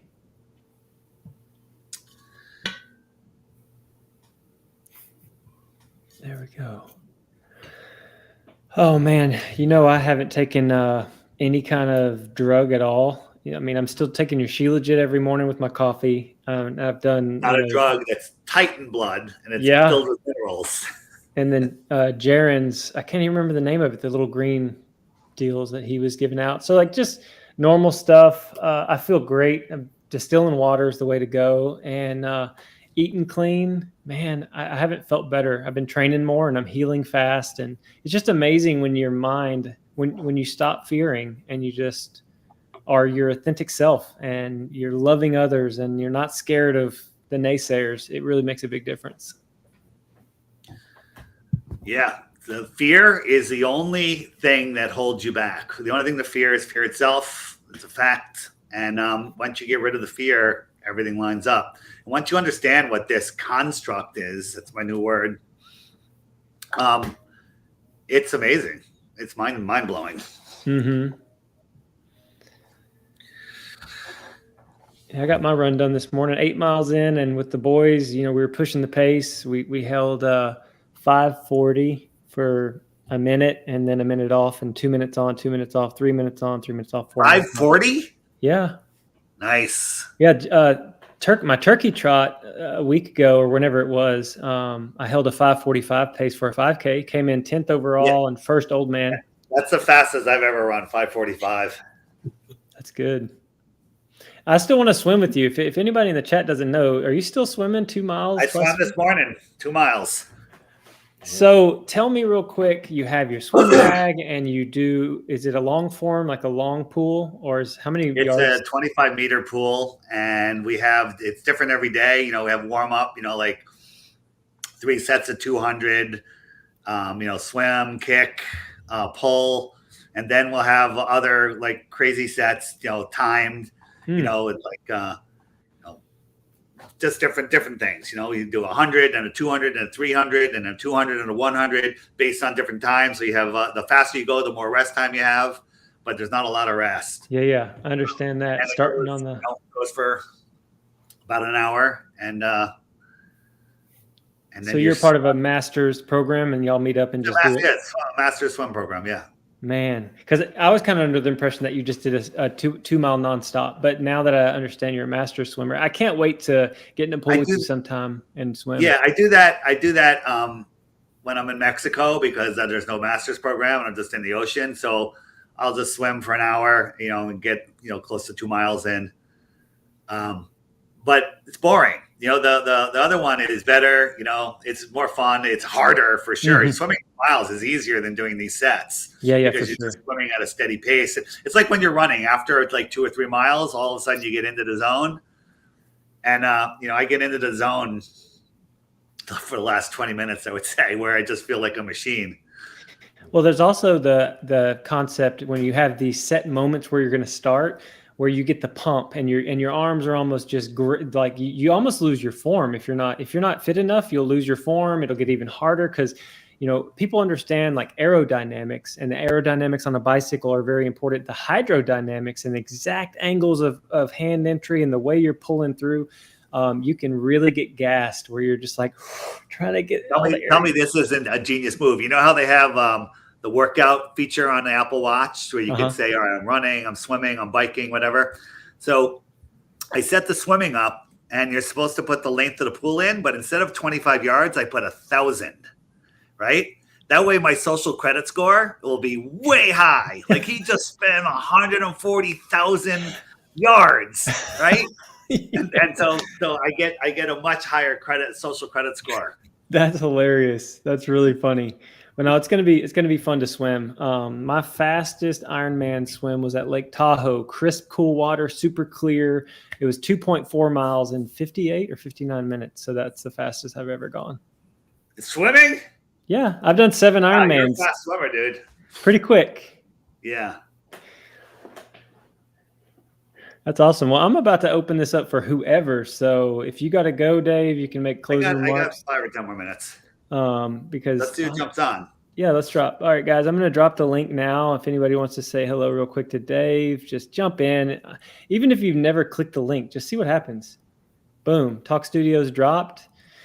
I'll let whoever come up I don't think I have any toxic people in the chat. Most people, I don't think they'd even watch this for very long. But yeah, come on up. Say hi to Dave before he leaves. Blair, thanks for letting me bring other people up. It's so funny that this wasn't planned. And it was just like, let's talk. Let's just go live. And it ended up being a really fun chat about truth. Sweet. Mm-hmm.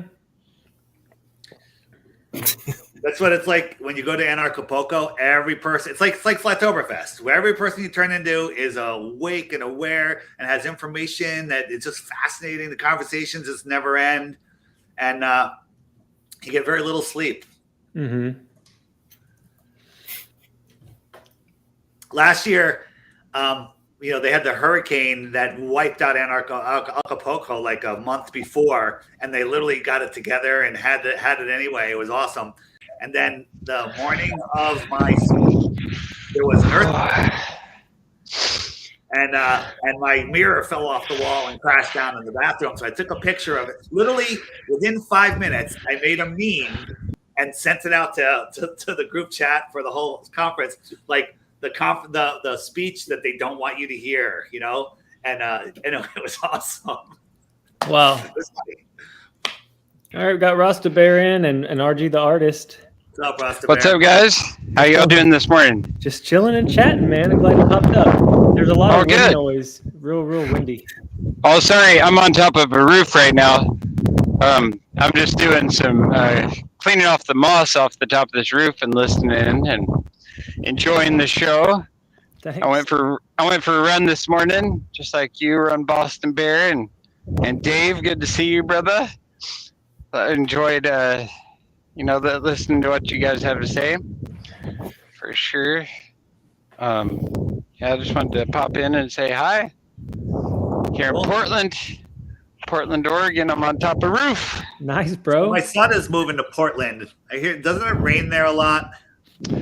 That's what they say, but even on the rainy days, it's a beautiful. We get bits of like clear skies where you can go out and do stuff and go to the parks and right. I don't ever trust the weather anymore because like the weather always seems to lie to us when it says it's going to rain. It doesn't rain. Like this week, earlier in the week, it said it was supposed to be raining today. And yesterday it was called for rain, but it's a beautiful day. And last night I saw the moon for like just like 30 minutes as I was going to the grocery store. I took a picture of it. And then when I went in the grocery store, it was a really cool crescent moon with, I think, a planet above it. And then when I came out of the grocery store, the moon had disappeared. It was gone. I don't know where it went.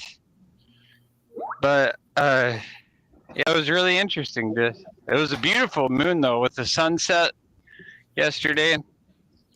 That's awesome, Rasta Bear. The only comment I have two. One, my wife and I flew into Portland. We drove to Hood River, Oregon, and honeymooned there at an Airbnb. That was like really awesome. And then we came back down to Portland, and there was a VW Bug, and on the back of it, it said wide open at 55, saying that it could only go 55 miles an hour. And then we raced a trail half marathon there right in Portland. It was very, very beautiful. I don't even know the name of the place. Trails that just winded up and down. But yeah, that's a beautiful area. Oh, nice. Yeah, I used to have a 1970 Volkswagen West Ophelia. And yeah, so I know all about the Volkswagen culture. Yeah, my second thought was I've been talking to a guy named Luke from Australia, befriended him, talking truth. He said he was watching the moon the other day, and then all of a sudden it kind of like vanished. And so I think we're living in a wild time where the luminaries are doing kind of different things than normal. That's my opinion. Yeah, it's really weird. And honestly, and you know, like on X, I follow the Q. I'm not a QB. You know, I used to be back in the day, but you know, like, cause it's very intriguing, all that stuff. Mm-hmm. But Q was posting something about the moon just a couple days ago. And then I saw the moon last night, and then it was gone within an hour. It just disappeared. I don't know. But I'm sure we'll see it again. You know, my love and condolences to Zulu One. I have to put that out there right now. You know, feeling the energy from Zulu. The time I met Zulu at Flattoberfest. Same day I met you, Dave, there at Flattoberfest, and Karen and a bunch of other of the people in the community. And yeah, it was just so epic. Absolutely. So awesome. Well, thanks for your input. I want to go to RG, the artist, real quick, and then make it to Trinity for Dave, my buddy. But RG, if you're ready, can you drop your comment real quick? And if not, okay. RG. Going once. Going twice. Can't hear you. I see your audio. I'll mute myself. Thanks. RG, we're going to come back around to you. It looks like your audio's flashing, but it's not coming through. So, hey, Dave. Dave and What's up, Dave? Oh, let me unmute him. He had mic noise. Go ahead, Dave. Everyone else, really good to see you, and you know, nice to hear such like warm conversation. You know, we're not in the combat zone here, which obviously for a lot of us that has been what Flat Earth is. I was recently joined Twitter actually, and I was ranting ranting a bit, and I seem to have lost access to the account, so that didn't last long. Nice work. Did you see what Trump tweeted today or yesterday? No. I'll just read you the first line. I'm delighted to nominate Jared Isaacman, interesting, an accomplished business leader, philanthropist, pilot, and astronaut to lead NASA. I saw that, yeah. Jesus. I mean, everyone he's appointing, it's like he's just telling us that he's part of the big state. Like there's still people who will be going, no, this is the 4D chess, man. He's playing the long game. He's going to get in there, and then he's going to reveal everything and all that sort of stuff. 60 chess, 60, not 4D. 60, yeah. Well, and with what's his name, Elon Musk, you know, like now becoming so integrated in the politics. NASA just gave Elon $850 million to destroy the space station. Wow. What? Look it up. He just gave them a contract because the space station is running its life out, and he's going to destroy it. And of course, it's going to fall into the ocean.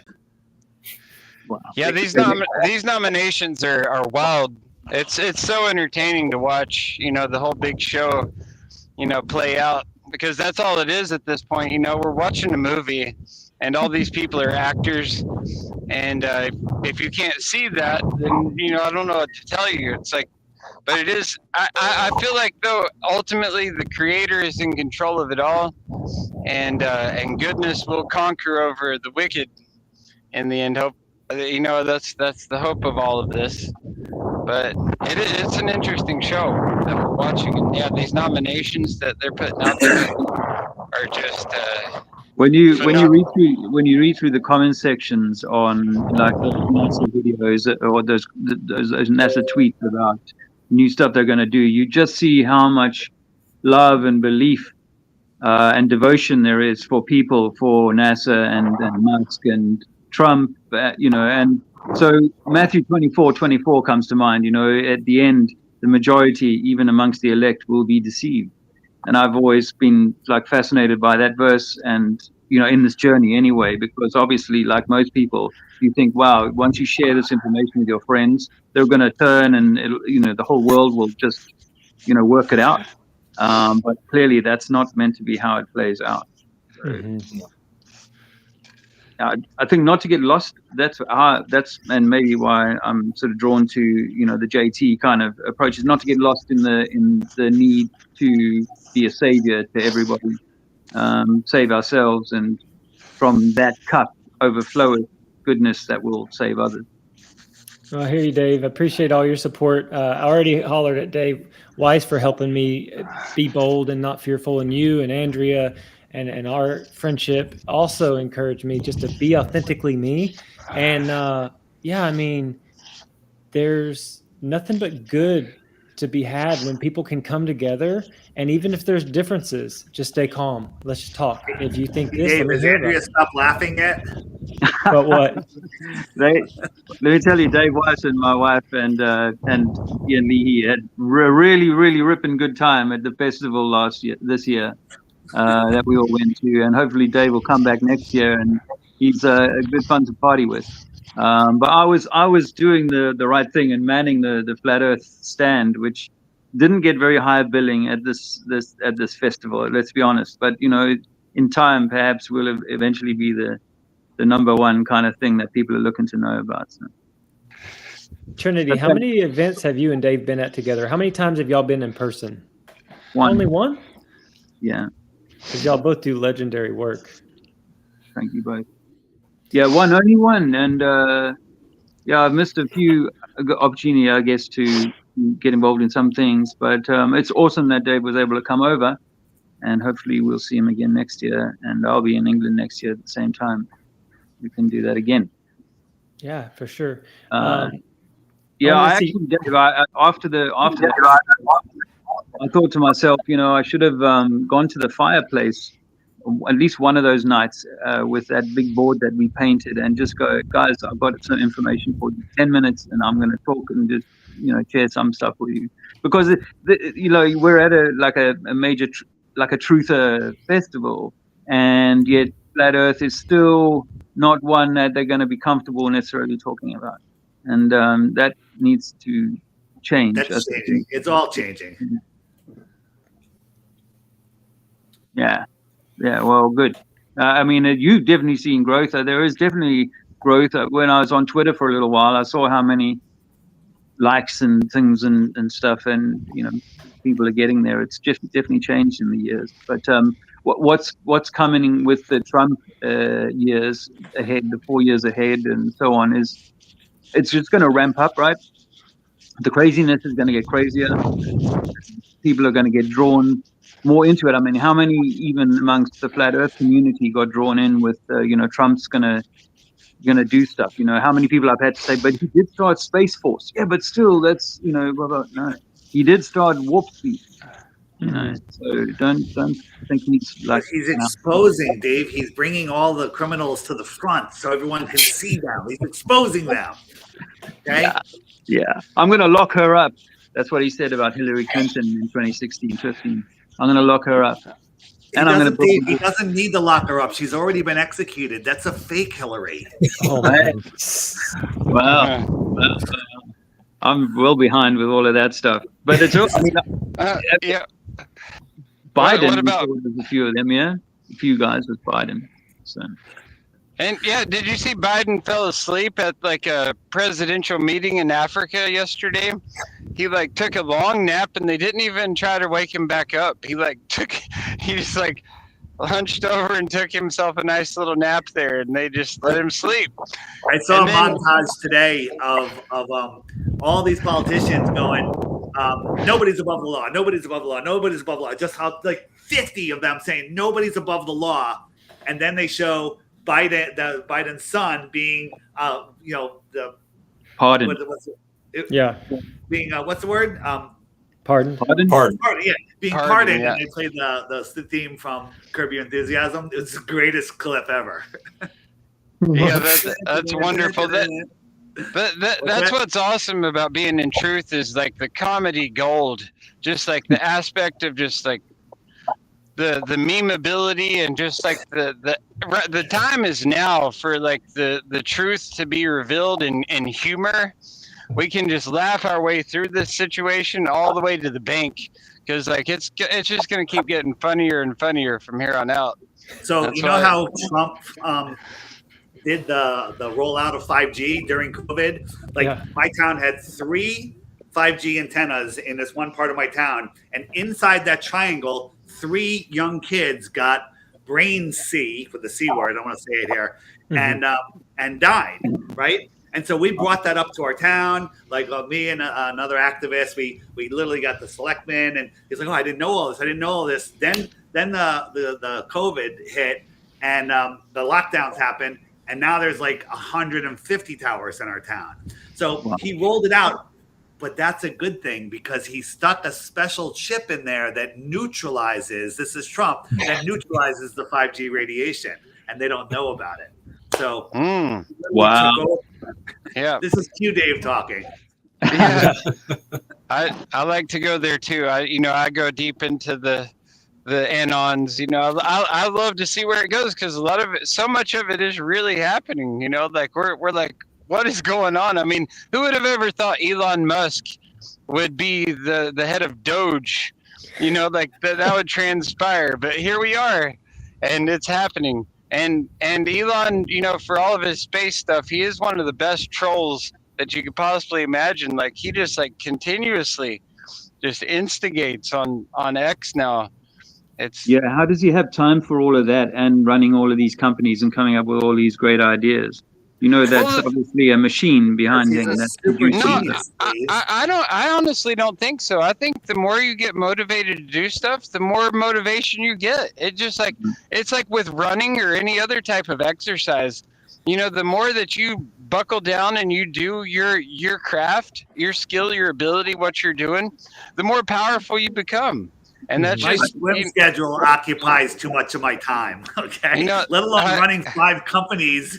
Space. It's so stupid. See, what you got to realize, bro. What you got to realize is that Elon Musk is like a whole government department to himself. He is one of the biggest psyops running at the moment, and so the entire thing of he sold PayPal for $350 million, which is less than NASA gets in 1 week, and then he does SpaceX and does stuff that NASA can't do. You see, that the whole thing of that was to move government money into a private corporation that couldn't be audited in the same way that NASA has to get audited.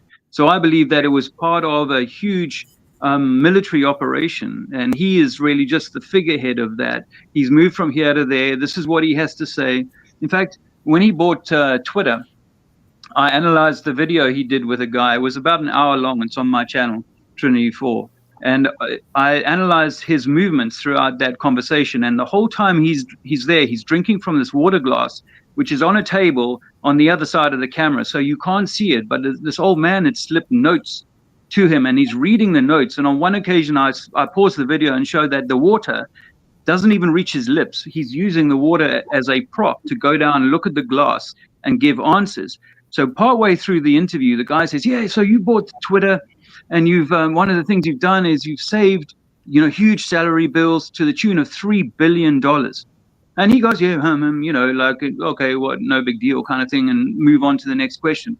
About 5 minutes before the end of the interview, the old man pipes up again and says, you know what, I made a mistake. It wasn't 3 billion you say from the salaries, it was 300 million. Now you think that this is a genius who's gone in there and shaved all of this. You know the difference between 300 million and 3 billion. You'd want to have corrected the guy first time out the bag, right? So I believe fully that Elon Musk is a psyop on the people, and they're using his positions, his so-called positions, which I believe are created for him by a team of people who are, this is the direction, this is the target you're going to take on. He's far too interested in stuff that's going on in the UK, and he's meant to be, like Dave says, this really busy guy with a whole, life. I see too many tweets for me to believe that that's just him on his own. And the funding and the doing all of these businesses, no, you never see the operation behind that. It's always that, this God turns up. And remember, Werner von Braun wrote about Musk, didn't he? He said the Elons are going to take mankind to Mars. The Elon will take mankind to Mars in 1956 or whatever. So no, I believe very much this is part of the end game, taking us in our minds anyway off the planet, as they call it, and getting us to go into some kind of cryostasis, put a brain chip in, and that's the game. They're trying to hook your soul. I think part of the reason why I said earlier in the comment section was that we need to unturn the lies. It doesn't mean everyone has to know, but we have to unturn the lies. Otherwise, the lies are pointless. The lies are there to contain our soul journey, and that's why we have to address that. You're incorrect. The book was written in 1957, not 1956. Yeah. Thanks for correcting me there, Dave. Yeah. So yeah, obviously the rest of that wasn't that wasn't worth listening to because of I was out by. Yeah. You made a mistake. Thank you very much, Dave. Everything you say from here forward is false information. No fake news. Now remember, Donald Trump introduced the term fake news. Actually, he did the job of saying there is fake news out there, but we're the ones with the news. So trust us, because I've said the other stuff is fake. Yeah, no, it's all part of the Great Awakening. Like I say, I'm just going to say a couple things, then I got to get back to scraping this moss off this roof because I got a busy roof of moss, a lot of moss to scrape. But yeah, it's all part of the Great Awakening, which is what Q talks about. In contrast, is the lifting of the veil. We're entering into a new era of, like even Trump mentioned, the golden age. That we're coming out of this thing called a Kali Yuga, and we're going into the golden age. With Elon Musk, I agree with you, Trinity, that he is an actor, and he's doing a great job of the character that he's playing. Like we needed that character on the world stage, and he did a great job. I actually test drove a Cybertruck a couple weeks ago. I went to the Tesla dealership because I have this thing. It's almost like autism. When I see a Cybertruck, I freak out every time I see one. I'm like, oh, there's a Cybertruck. Oh, and so like I finally one day I was like, I'm gonna go and try and drive one. And so I went to the dealership, and they just let you take one for like an hour or so.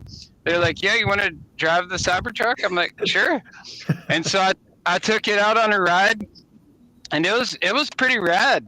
Like you get a lot of looks from people. Everybody stares at you, and the horn is super wonky. It has a funny horn, but I put it on the self-drive mode, and it drove me back to the dealership at the end, and it was cool. But the only thing is, like, I did feel like I got microwaved while I was driving in it. Like I felt like my cells felt a bit off for a minute after I stepped out of the vehicle. I was like, oh, there's definitely some microwave action going on while you're inside of those things.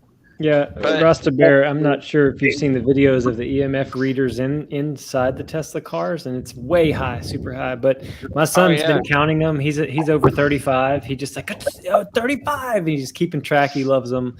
But I'll tell you this, if you need to rent a car for any reason, go to Turo, Turo.com. Don't go through budget or any of those, because Turo, it's like Airbnb but for cars, and most of the time businesses set up a fleet of cars and they just rent them out. Because when Becky and I go places, like I've gotten a couple Teslas just to play around with them, or I've gotten a nicer vehicle that's not that much more than just renting a car anyway, and you can do it that way. But here in just a second, I want to give RG a chance to talk. I think he got his mic fixed, unless Dave or anybody had something on the Tesla front.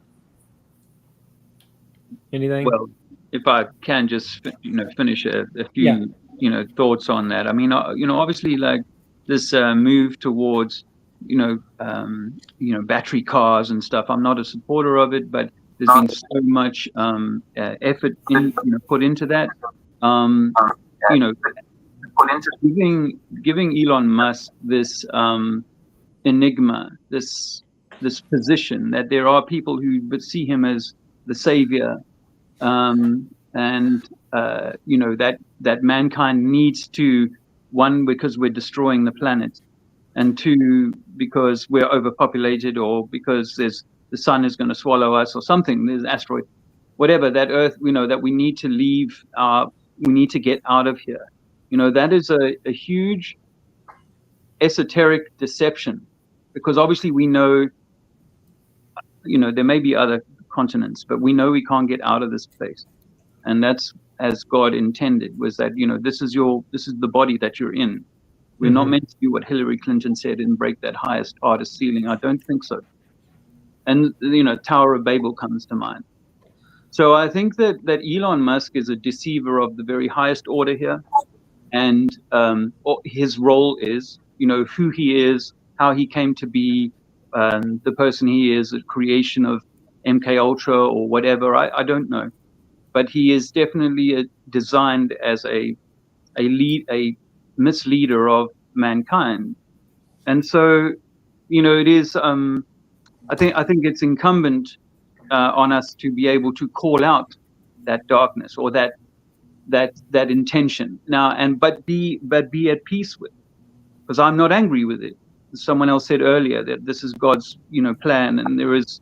Everything will be fulfilled in the way that is intended. But at the same time, evil prospers when good men do nothing. And so we should call these things out and not look to them as our icons that we should venerate and hold in sort of high esteem, because they are doing anything but. He might come out against the V business of 2021 and so on. He might have positive things to say that a lot of people go, yeah, actually that's really a good idea, and Doge will really trim back a lot of the fat on government, but it's a stepping stone into a greater digitized world, and in which citizens themselves are mandated to become more digitized. But we will have called him in. We would have said, yes, please, we want you to save us with Doge, and we want you to bring us this technology that's going to give us super life or super powers and so on. So I think that's where I can leave that, but those are some of my thoughts on Elon Musk. I'm glad you did. RG the artist, are you jumping in with Elon, or did you have a different topic? Let's see if your mic is working. Yeah, can you hear me? Yeah, you're clear. Go ahead. Good deal. Good morning, afternoon, everyone. Appreciate you having me on, JT. Yeah, man. Thanks for popping up. Nice to meet you. And Blair, nice to meet you, man. I see a lot of guitars in the background, and I'm a music guru. I guess not a conspiracy music guru, but a music guru. But yeah, I appreciate this opportunity, and I can kind of carry on and piggyback off Elon. He's it's almost reminiscent. His actions are reminiscent of the black and white checkerboard, of the Masons and stuff like that.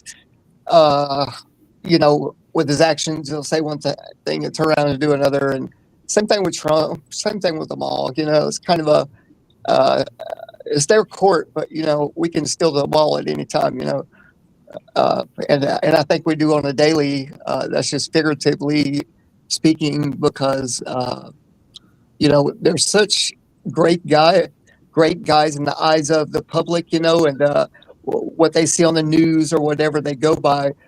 The age of the internet, with us, we kind of grew up with it at the tail end of our lives, so, but so much information you can pull up, half of it's crap, you guys know that. But yeah, I think Elon has a miniature alien living in his chest. You guys ever seen him when he has his shirt off, man? Good Lord. Black and white.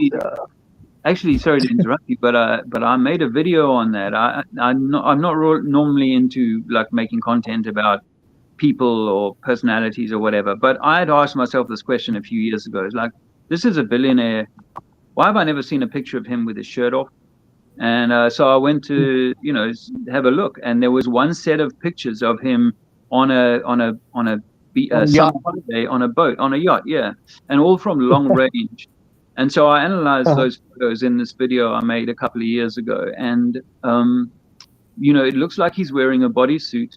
I studied the physique. I was in fitness when I was younger, and I studied the physique, and I understand how a general physique will look. And I've seen pictures of the guy they tell us is Elon Musk from when he was sort of 15, 16 years old.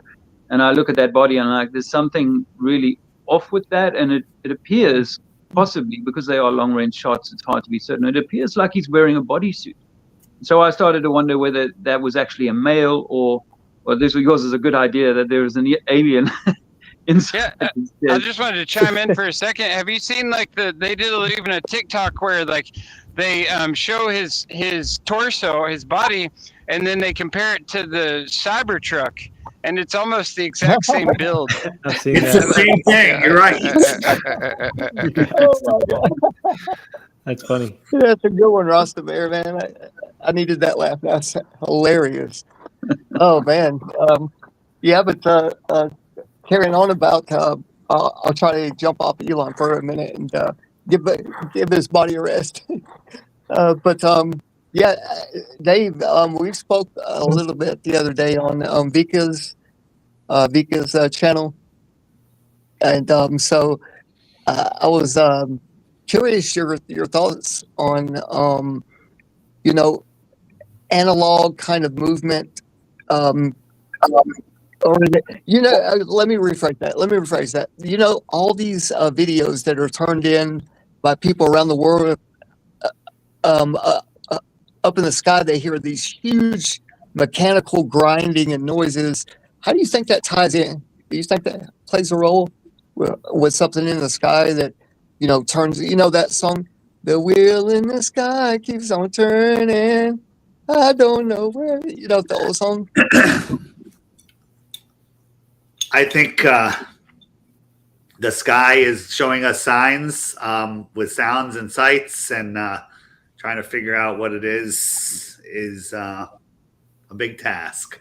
So yeah, there's some weird stuff going on. Don't know what it is, but I'm not afraid of it. Dave, I wanted to make a comment about this whole truth-seeking journey. There's something about me that's different.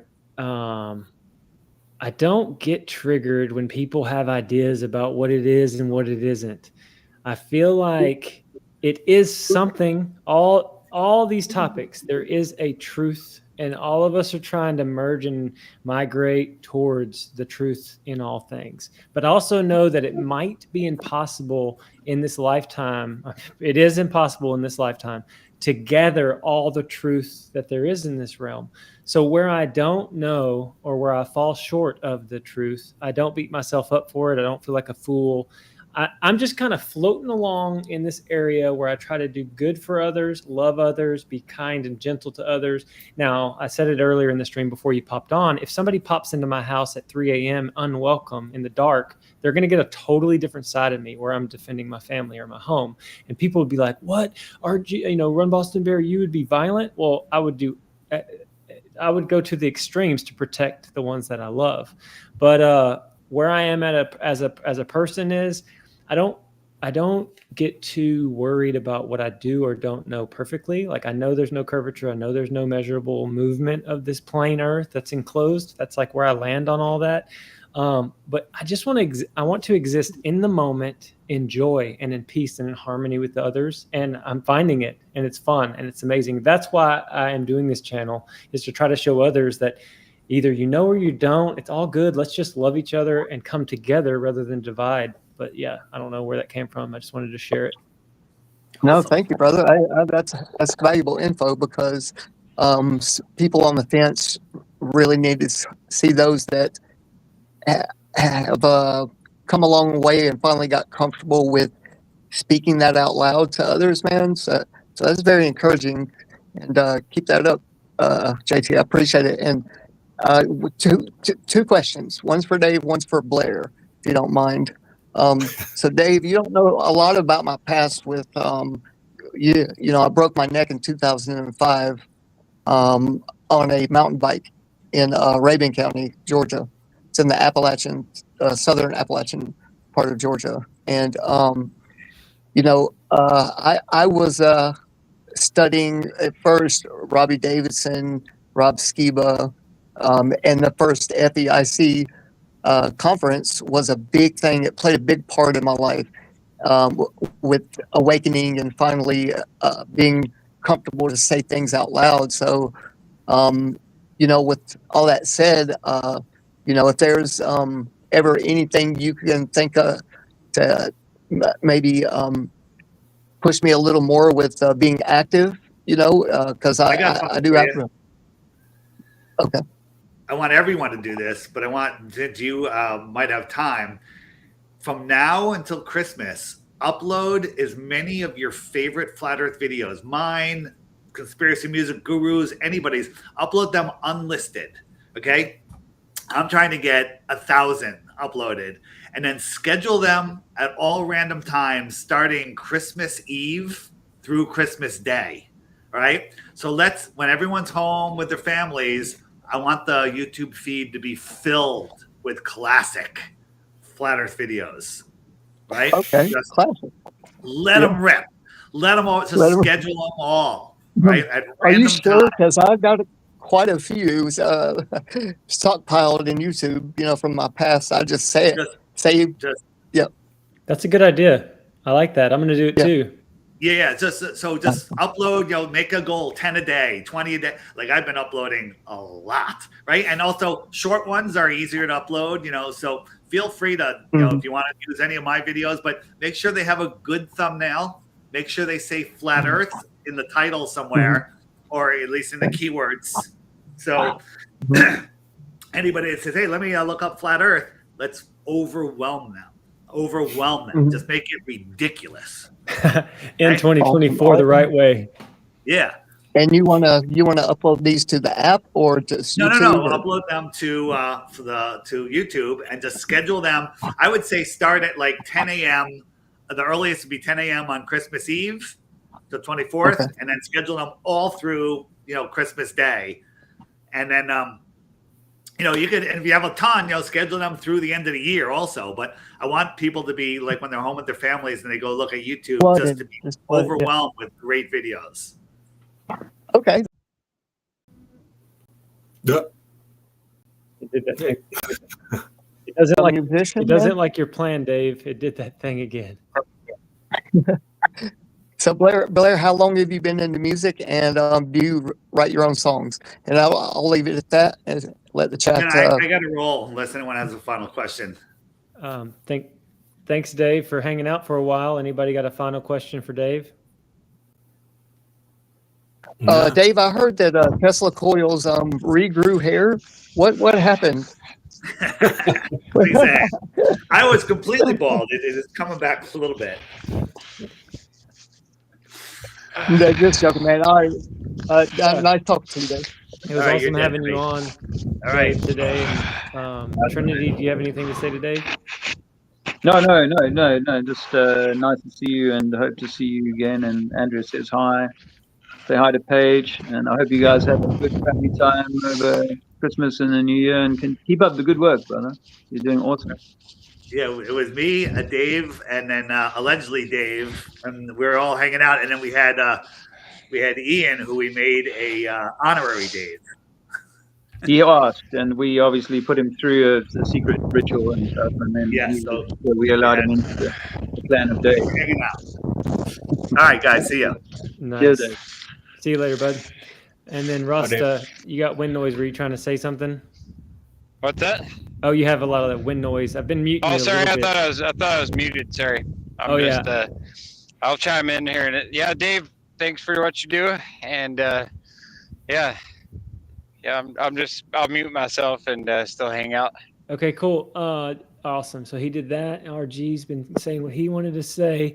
I thought that. Well, I'd ask Blair a couple things, but when you're done. Oh yeah, I was just gonna say Rasta Dr. Bass might pop on in a little bit, but yeah, I'll keep rocking this thing at least 30 more minutes. It's been fun, just impromptu live, having everybody come in and chill. And Trinity, Dave, I've enjoyed being on your channel as well, chatting about this stuff. But what question did Blair miss from you, RG? Well, it was a two-part question. How long has he been a musician, and if he writes his own songs, and what's his favorite genre? Yeah, I've been playing music since I was 13, 14, 15. Started on drums, then switched to guitar. I was in bands in high school. Got into worked in Hollywood. Started doing music composing for TV. Like the Jimmy Kimmel Show used some of my music cues. Some network shows have used. I don't have a TV, so I never actually saw anything I did on air. So I don't know, but I got some checks from people. But yeah, I wrote a bunch of. I've been writing songs forever. Yeah. But recently I quit all that stuff when I learned about, all the stuff going on in Hollywood and the kids and all that stuff, and just all the truths came out, and I quit all that and got depressed and left all my jobs and worked at a grocery store, and then kind of came out of the haze and I want to still contribute. I still have a drive to art, create art and speak the truth. So now I write flat Earth songs, and actually got Conspiracy Music Guru to sing a couple of my songs so far. Actually, a couple weeks ago, we sort of debuted the first one here on JT's show. Actually, after the show is done, I can start working on it. There was a mistake on that song. Alex just sent me some new files, so I'm going to mix the new files in and re-release the song, which means JT, we have to refix the video. I'd be happy to. But yeah, no. So Alex is singing my stuff, and this is what I'm doing here now. I'm trying to just connect with people and get the songs out, and I'm not looking for money. I don't have anything to promote. I don't have a website. I don't have a YouTube page. I don't have a show. I just want to contribute and give back to all you guys that I've been learning so much about, and help musically flat smack people. This first song was I actually wrote it for my sister. It was me telling her about what flat Earth is. I haven't actually done it, but I'm doing it through the song. But it's very much this is what introductory to flat Earth or the normies, but it's just done in a musical way. So. That's great, brother. Thank you for sharing, and God bless you. And I'll write music as well. Maybe I can plug my stuff in here later if JT don't mind, and we can link up. Yeah, you can definitely connect on Telegram. I'd love to hear your stuff. And then also, I dropped in the chat the interview that Blair and CMG did with me. It was super fun. Rasta, you popped back up. I wanted to comment on that too, on the music aspect. Me and Boston Ray and Rye Russ and Mr. Super Sidewinder and a few others, we've been making some truther music for a minute now. We just dropped our first album, actually, True Kings, on Boston Ray Mudflood Adventures channel, where we've been making music for this past year, and we're just getting started. We're just figuring out the process. I'm in Portland, he's in Florida, and I'll record and then send him my part of the track, and then he'll produce it, and vice versa. We'll get in the lab, and it's really getting fun to make music, because I personally believe that music is the most profound vehicle to awaken souls. It can resonate with people on so much of a deeper level than anything else that, you know, that's out there. You know, any other type of media, music is the way to get right deep down in the soul. And so, yeah, everyone who's making truth or music, yeah, keep doing it. And it's a beautiful thing. I mean, we're made to make music. That's the whole thing. I've been playing the guitar a lot here this last year, and it's just, you know, every day, you know, there's something new to play. So yeah, that's what I wanted to say about that. We're made of music. I think our Yes. bodies are, and the universe is like an orchestra playing, and there is a harmonic that is relevant. What they call your DNA, I think, is an harmonic that's relevant to the heart and the liver and the kidneys and so on. That they all have their own tune that they're playing, and you are one wonderful music ensemble, which is what all things are made of. But that's what I think we come from, and I really resonated with what both guys have said, you know, in terms of connecting through the music. It's music is, there's a lot of power. It's responsible. You have a lot of responsibility with music. You can say a lot of things and affect a lot of people, and it's, you know, like in all things, it's not what you say, it's how you say it. And if you say the right thing the right way with music, you can really, you know, we all know, we feel that effect of music. And if you get there with the truth, though, that music, the right emotion, but you're speaking the truth, you're speaking about the creator, and these truths, that resonates, and that connects, and people are hungry as these times unfold and more people are waking up to this unveiling that's happening. This truth resonates more and more and more. It's feeding back. It's creating that feedback loop, and people are hungry for it. And it's all about the creator, man. It all goes back to that. It's about really glorifying that, just being thankful to be alive and singing about being thankful. I'm just here. And, you know, obviously Alex Michael did some of his songs as like a storybook for children. Which was inspired by Dave Weiss, I believe. And I think that's so important. So if you have the opportunity to write music that's going to connect to the younger mind, then that has high value, because I was thinking about a song that was, you know, inculcated in my young brain recently, from when I was 5, 6, 7 years old, you know, and it was a song given to me by the system. And you know how powerful these messages are when they're delivered young. So if you can write for children, that's awesome. Yeah, for sure. I had a song yesterday that powerfully moved me. I don't know if you all have heard of Jacob Collier.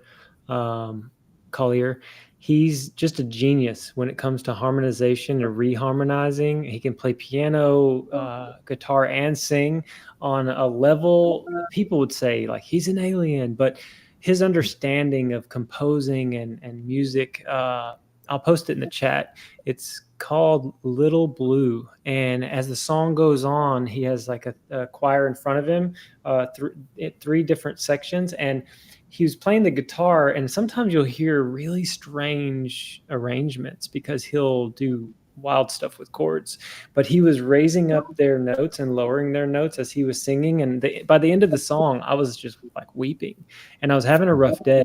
And I was in a funk, kind of low energy, and just the song flushed the darkness away, and I just felt like a whole new person since that one interaction with that one song, which is kind of interesting and powerful. Power of music. Yeah.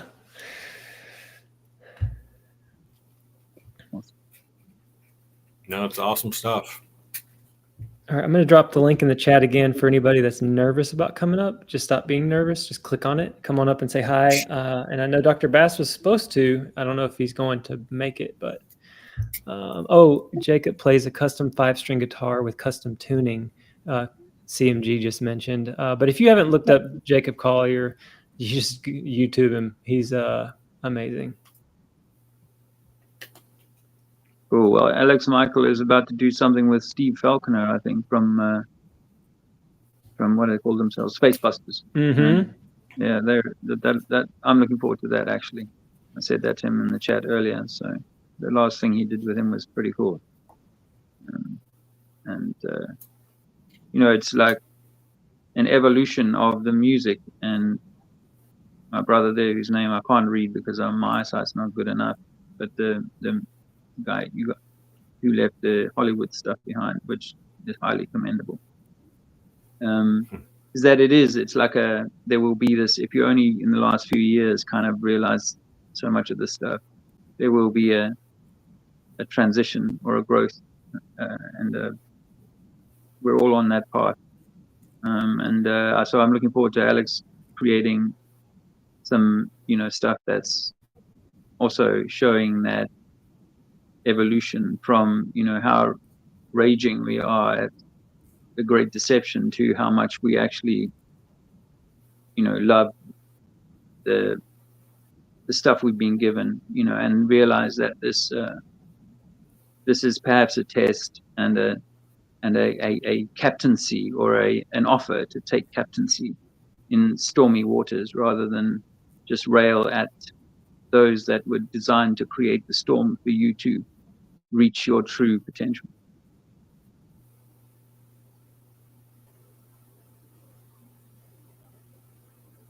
Did I kill the screen? Yep. Yeah, I don't know how I got muted. I just was telling you that was powerfully said. And when I was ranting earlier about where I am, like not being fearful, it reminded me, just resonating in a place of peace and joy, not fear. I think that's what the theme of this whole stream has been, love and not fear, and connection and not division, in my opinion. Oh, Dr. Bass made it. What's up, brother? Hey, I'm on. Man, I got confused here. I was trying to get on. I ended up, I don't know, it was just some tangent. But I don't know if you're not trying to wrap up the show, are you? No, not necessarily. I've got time. Any of these other folks can come and go as they want. This just ended up being an impromptu come say hello channel or stream. Yeah, What's up, man? just been, not much, man. I just wanted to jump on and say hi. It's cool that you're doing this. I've been ranting about flat Earth a lot lately. I've been thinking I want to go on a debate channel and maybe like the modern day debaters, but I want to debate the heliocentric model, and just come on. Like, I'm not claiming anything. Like, this is what I claim, just the reality we're all experiencing. I'm claiming that it's not what you're saying, and just come at it like that. And instead of claiming flat Earth, just being like, no, I'm just saying that the claim of the heliocentric model is wrong. It's not what we're experiencing. Like, I say that we're just doing this, just look around you. This is what's happening.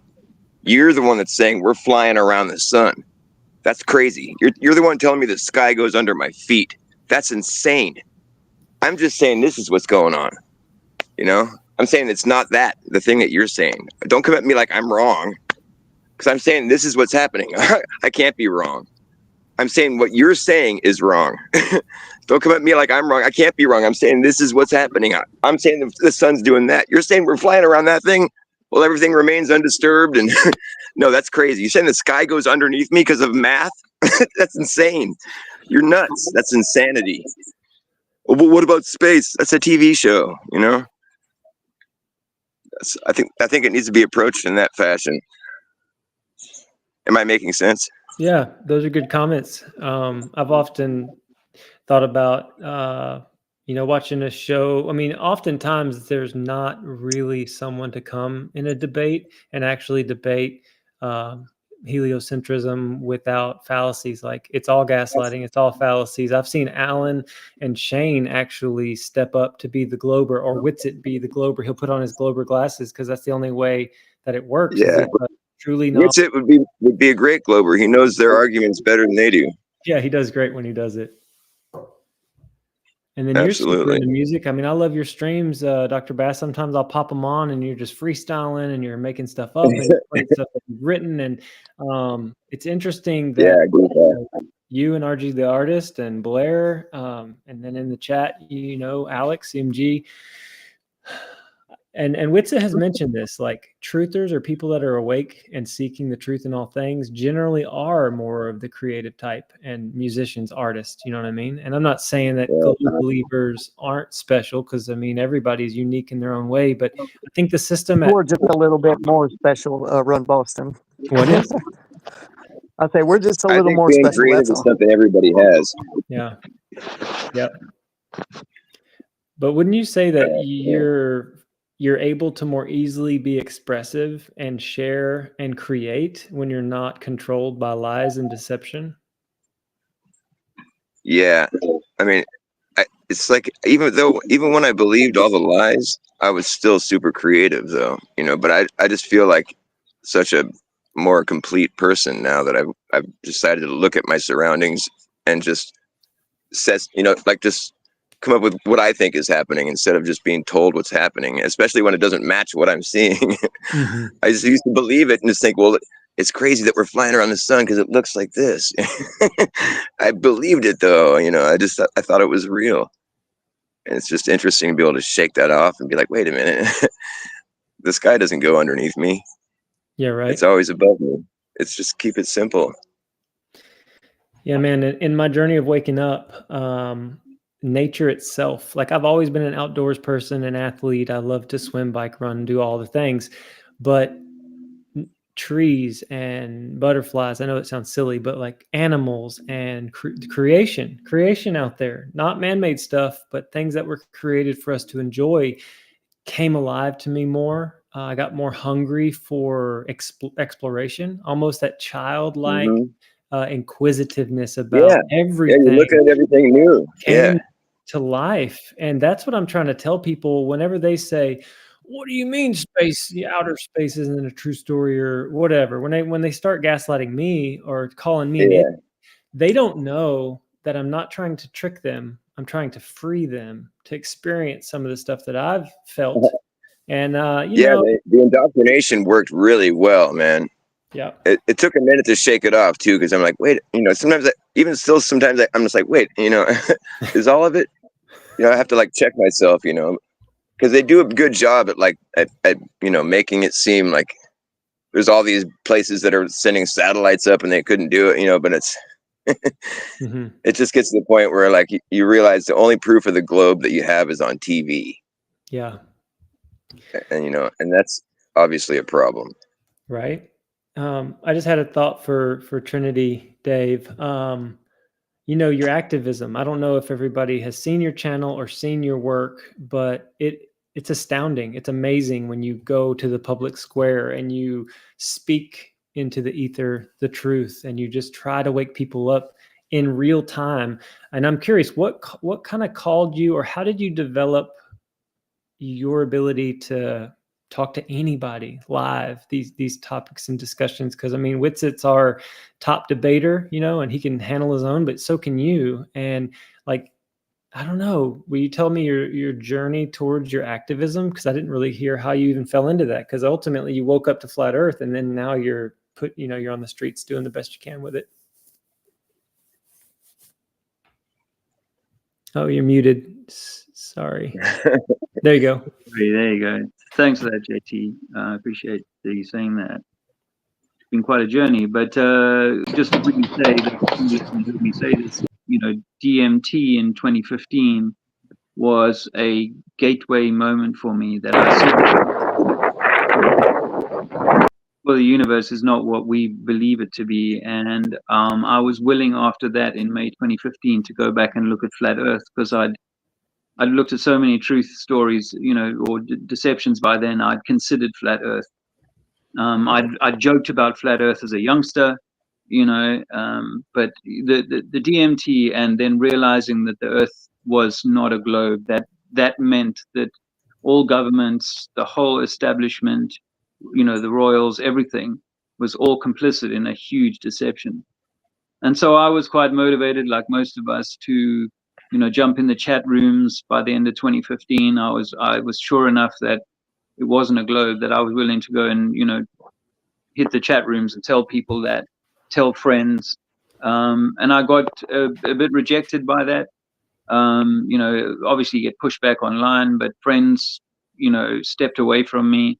Military engagements ended. I was talking about my military career as a soldier in the Angolan War after writing a book about it. So, yet my life kind of took a whole lot of series of turns and twists that didn't feel like they were in my favor. And I tried to make sense of it in 2016, 17. I started getting more spiritual and sort of leaving the flat earth behind for more of my journey into my own self development. And I was still watching a guy called Harry MacDonald, or John Smith Globli, as he was known. I was watching him, and he was going around in the street and asking people questions. I was like, wow, that's amazing. And in 2018, a bunch of people in London decided to get together, and Harry came down, and he was, like this legendary speaker on Flat Earth. And I was in the trenches with him at Speaker's Corner in 2018, and he was like, wow, you're really good at this, So it just kind of, it felt like this opportunity to talk had been something that I'd been meant to do in my life. And so for the first time really in my life, at the age of 48 or 49, I was starting to, find a reason to go out and talk. And that just ballooned into me doing, a tour in England and then in Europe in 2019, going from city to city, just doing the street talking. And so my confidence, it kind of, it became more normal for me to kind of put myself in that situation. Why I paused there was because I had an unfortunate incident in 2018 where I allowed a guy to do a process on me that really wrecked me. I won't go into that story now, just for the point of time. I've spoken about it before, and it was like a real setback, because I was, on top of the flat Earth game. We were finishing off this big tour around England and doing a piece for the Guardian newspaper, and this guy approaches me after that, and it was like a real setback for 2019. But anyway, the point is really that it became like, as I've said to Andrea, like sometimes I'm talking and it's like the thoughts are not coming from my mind but from above, like it just becomes like a I'm just a receiver for a message. That's how it sometimes gets. Obviously sometimes it's more trench warfare, and it's not necessarily as much fun. But I recommend people, if they don't do it, you can at least do some of what I do, which is to throw a little chalk down on the street, on the sidewalk. It's only chalk, it washes away, so generally shouldn't get any grief about it. I know Voynich in Holland, he got grief about that, but in the main you shouldn't. So if you can't really do the talking thing, then maybe just a little chalking, some art. Man, I love that. That's good. Just write down the earth is flat, or whatever message you want to put down in chalk. Even the Flat Earth podcast or whatever, it's something that is something for people to go to, and the more times people see that message, then, and maybe I sometimes thought this, sometimes I haven't had the presence of mind, or the situation of being, on the road as long as we have, has not allowed me, or not given me the courage or whatever it is to go out and do the street activism, because the journey hasn't been like without its challenges, that's for sure. Mm-hmm. So I haven't actually been out for a couple of months nearly. And obviously it's winter time, but just, I guess, something we can all get lost in, and I certainly have, is you get lost in the battle to get the truth out there, and in so doing sometimes we forget about the inner journey, because if you want to work this out, it's going to come from within, not from, like I said earlier on, Elon Musk getting people to think outside of the system, outside of yourself, when in fact it's all within you. The truth is written on your heart, and we're meant to do the inner.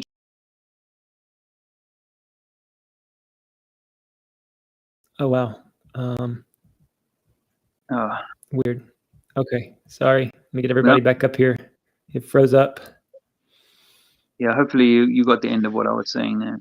Just the very, very end, if you want to go back a second. That the truth is written on our hearts, and the journey is within, and we should, you know, there is, I mean, it's amazing the guys who make music, and I'm, you know, not in a position to do that talent-wise or whatever skill set-wise, but you know, so for me, it was the opportunity to go and talk seemed to me the right call, and I guess truthfully, I hope, you know, I've done a few like festival events. I hope to have taken the message in years to come from, you know, like the street fighter to a more arena type situation rather, you know, and because I'm hoping that there is going to be a flood of people wanting to know more about this, and that it will become something where more speakers, you know, Austin Whitsitt is top of the class, you know, when it comes to his knowledge and stuff, but there's many different ways of you know, polishing this one, and I think that we need more people making music and talking and doing things in the public arena, and you know, it's part of our journey. But I guess the point was really that we need to not lose ourselves as the most important thing, and so maybe my moment to, you know, remember Zulu One, and you know, sad that he's left us, but we know that where you go is something awesome. But you know, also, you know, a note that I think that we are meant to take care of the vessel that we've been given to carry our soul. We're meant to take care of it, which is why they try and, you know, poison us in so many different ways. And so, you know, we've lost a number of Mac and Bob Nodell and Rob Skiba and you know, others, Antonio Subarat, you know, others who've been, you know, big legends of you know, opening this Pandora's box of the flat earth and everything beyond. And for me, they seem to have gone too soon.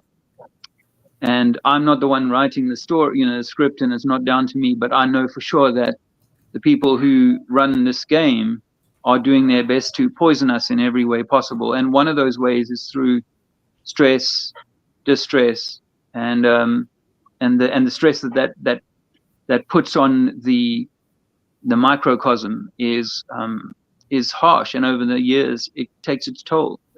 And so I think we have to, as part of our growth in the community, is help find our way to, and help others to find their way to, diminishing our stressful need to look out there and see what's coming next and what the horrors are and what other deceptions they've told us, and even so far as to exhaust ourselves on the never-ending stream of people who will come through the Globe Defense front line. The Globe Defense front line has got billions behind it, and as the news spreads more and more, so new robots, if you like, that have been so programmed by the system will put themselves in the front line, you know. So 7, 8, 9, 10 years ago, when I was arguing with people, I'm sure a lot of them, most of them have moved on, or perhaps even become flat earthers themselves, but they've moved on from that, and others have come in their place, and they will continue to provide, you know, anyone defending or trying to encourage people to look at flat earth, it will provide a never-ending sort of Dawn of the Dead type scenario where it will exhaust you, you know. And I love Bob Nodell. You know, Bob was kind to me, and he even offered me and my family a place to stay, him and Cammy, at one point during the early lockdowns. And so I have a fondness with Bob. So nothing that I say about him is ever, meant in any ill way. But I think that he carried so much weight from the attacks of Globus and even some people in the flat Earth community, that I think that would have taken its toll on his well-being and on his big heart. And so I wonder about Zulu, and I wonder about Mac. Maybe Rob Skiba too. He seemed like a healthy guy, but certainly with Mac, who was so vociferous in his defense of truth. And same with Zulu. Obviously he was big out there, but Bob, he put his heart out on the line for it, and the Netflix thing didn't help. How many people came to me in the street over the years and said, "Oh, that guy Bob, he proved that the Earth is spinning, blah blah blah blah blah." So Bob carried a big weight, and much credit to him.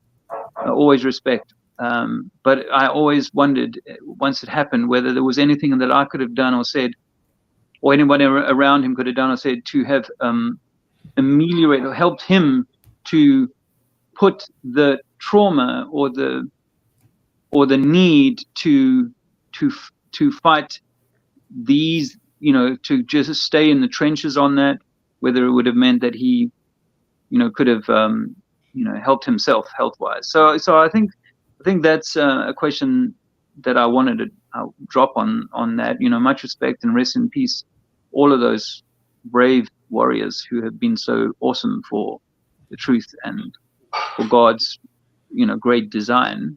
I think it's all meant, but we do need to take care of ourselves. I think this is, take care of the temple first, and then things around the temple will flourish. Man, absolutely. More wise words and powerful, just the power of words and what they do for others and the people in the chat listening. I'm super blessed and grateful that you came on the stream today to share. You have knowledge, you have experience, you have wisdom, you have understanding of the realm, and you've had so many interactions with people that have gone both good and bad, neutral, and people who are like, "Oh, that's interesting information. Can you tell me more?" And people who have vehemently attacked you. But I really appreciate what you said. I'm going to look up this little playlist I have called Thanks, Bob, because a lot of people are confused a little bit about what, he measured, or even behind the curve. It's kind of like the whole psyop thing where people try to say, "Yeah, but what about what Jaron, da, da, da." It's like a short little playlist that you can send somebody to set him straight. It's Bob in his own voice saying what he measured and what's actually going on there. So I'll send that in a second. Yeah, I had to understand the experiment and look into it a little bit because of how often I was being asked about it in the street. And so I understand what they were reading, because I'm comfortable with ether. I'm comfortable with the idea that we live in a torus, and that torus is turning and has torque. And at the equator, I think we have these two bellies that meet, the equal torus. So I think you get different readings that at different heights, and it certainly does not prove that the Earth is spinning by any stretch of the imagination. If it was proof of that, then those people, the Globies and others, would be using it all the time in their science class, and they would be drilling into it and understanding it. But obviously, when you really drill into it and understand it, that it can't be measuring Earth rotation.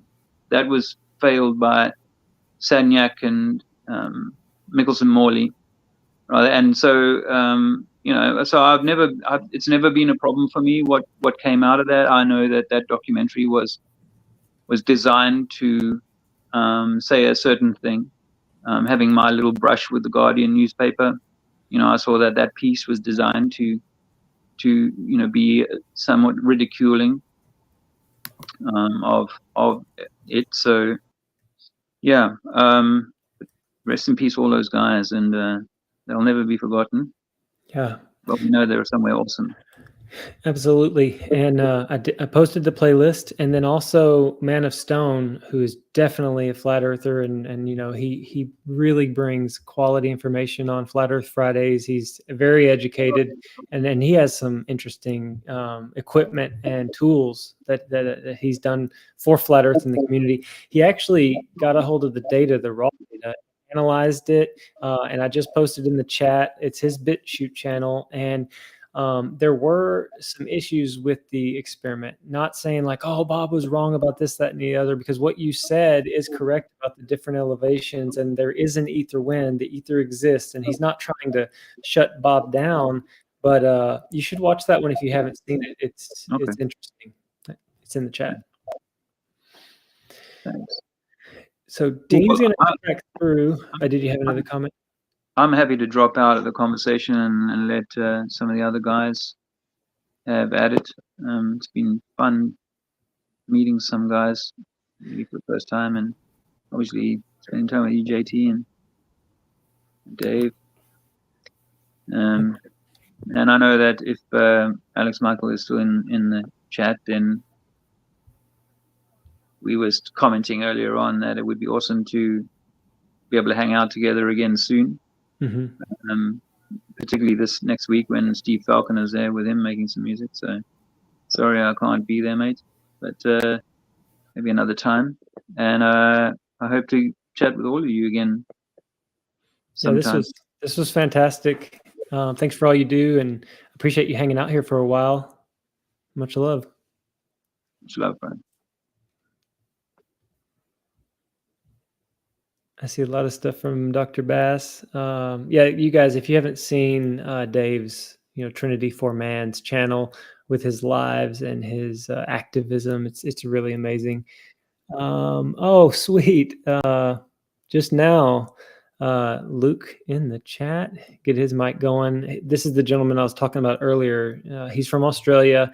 We've talked a lot. We're almost like brothers, kindred spirits. So let me know, Luke, if you can do a mic check. We got Dr. Bass showing some cacti, and he's been showing some artwork that he's done. And Rasta Bear's cleaning moss off a roof. We've had a few technical difficulties during the stream. It's like blacked out once and reset twice, but it keeps running, so that's good. Let me see. Good morning. Hey, brother. Yeah, we've been on for 2 hours and 40 minutes. Go ahead and say any kind of intro you want. I'm going to step away for a moment, but let the folks know who you are and what you're all about.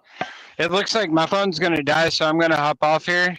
I got to hook it up to a charger. Okay. But it's been awesome hanging out with you guys on the rooftop here. I got a lot of moss taken care of, and it's a beautiful day here, and this has been a great way to work. Test out this new headset I got, so I appreciate you having me on, Run Boston Bear. And much love to you and everyone in the chat. Dave, Trinity, so good to hear your voice, and everyone else. Yeah, this is wonderful. It's just such a blessing to be able to digitally connect with so many beautiful souls all around the world like this and come together. And I appreciate you doing this stream and having me on. Hey, brother. Later, Rasta Bear.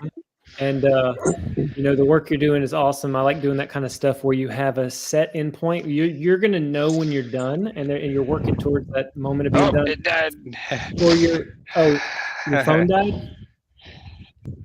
No, I was going to say, I turned your mic down like all the way. If you can still hear me, it was really loud.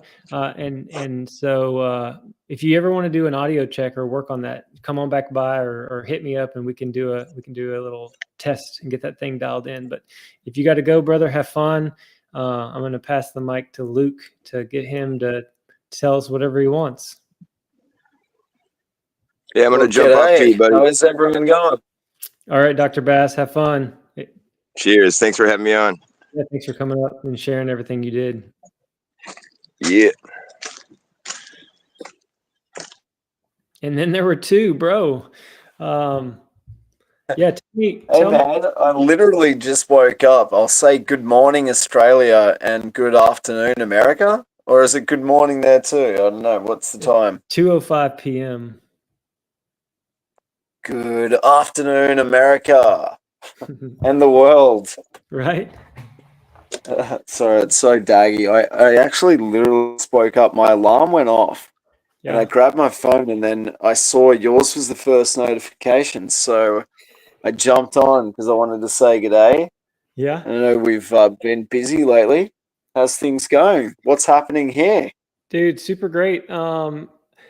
So Blair and Laz have just been talking to me a little bit on the side, and we were like, let's go live. Let's just start up a stream, and it ended up being just us three. You should restart this one later because the beginning was really good. Laz is a great guy. First time for me to ever talk to him was today on this stream. That started now 2 hours and 44 minutes ago. And then I shot Dave Weiss a text and was like, hey, Laz is talking you up pretty good, saying that you woke him up to FE and he likes the Dome, like the domeshot.io coin that Matt Long created. And I was like, come stop by and say hi if you can. No worries if not. But then he popped on, and then more people, opened it up for people. So yeah, it's been a really, really fun day. But I'll be back in just a second. Tell a small story. Oh, okay. So I'm just sitting on my bed and I'm getting up out of bed.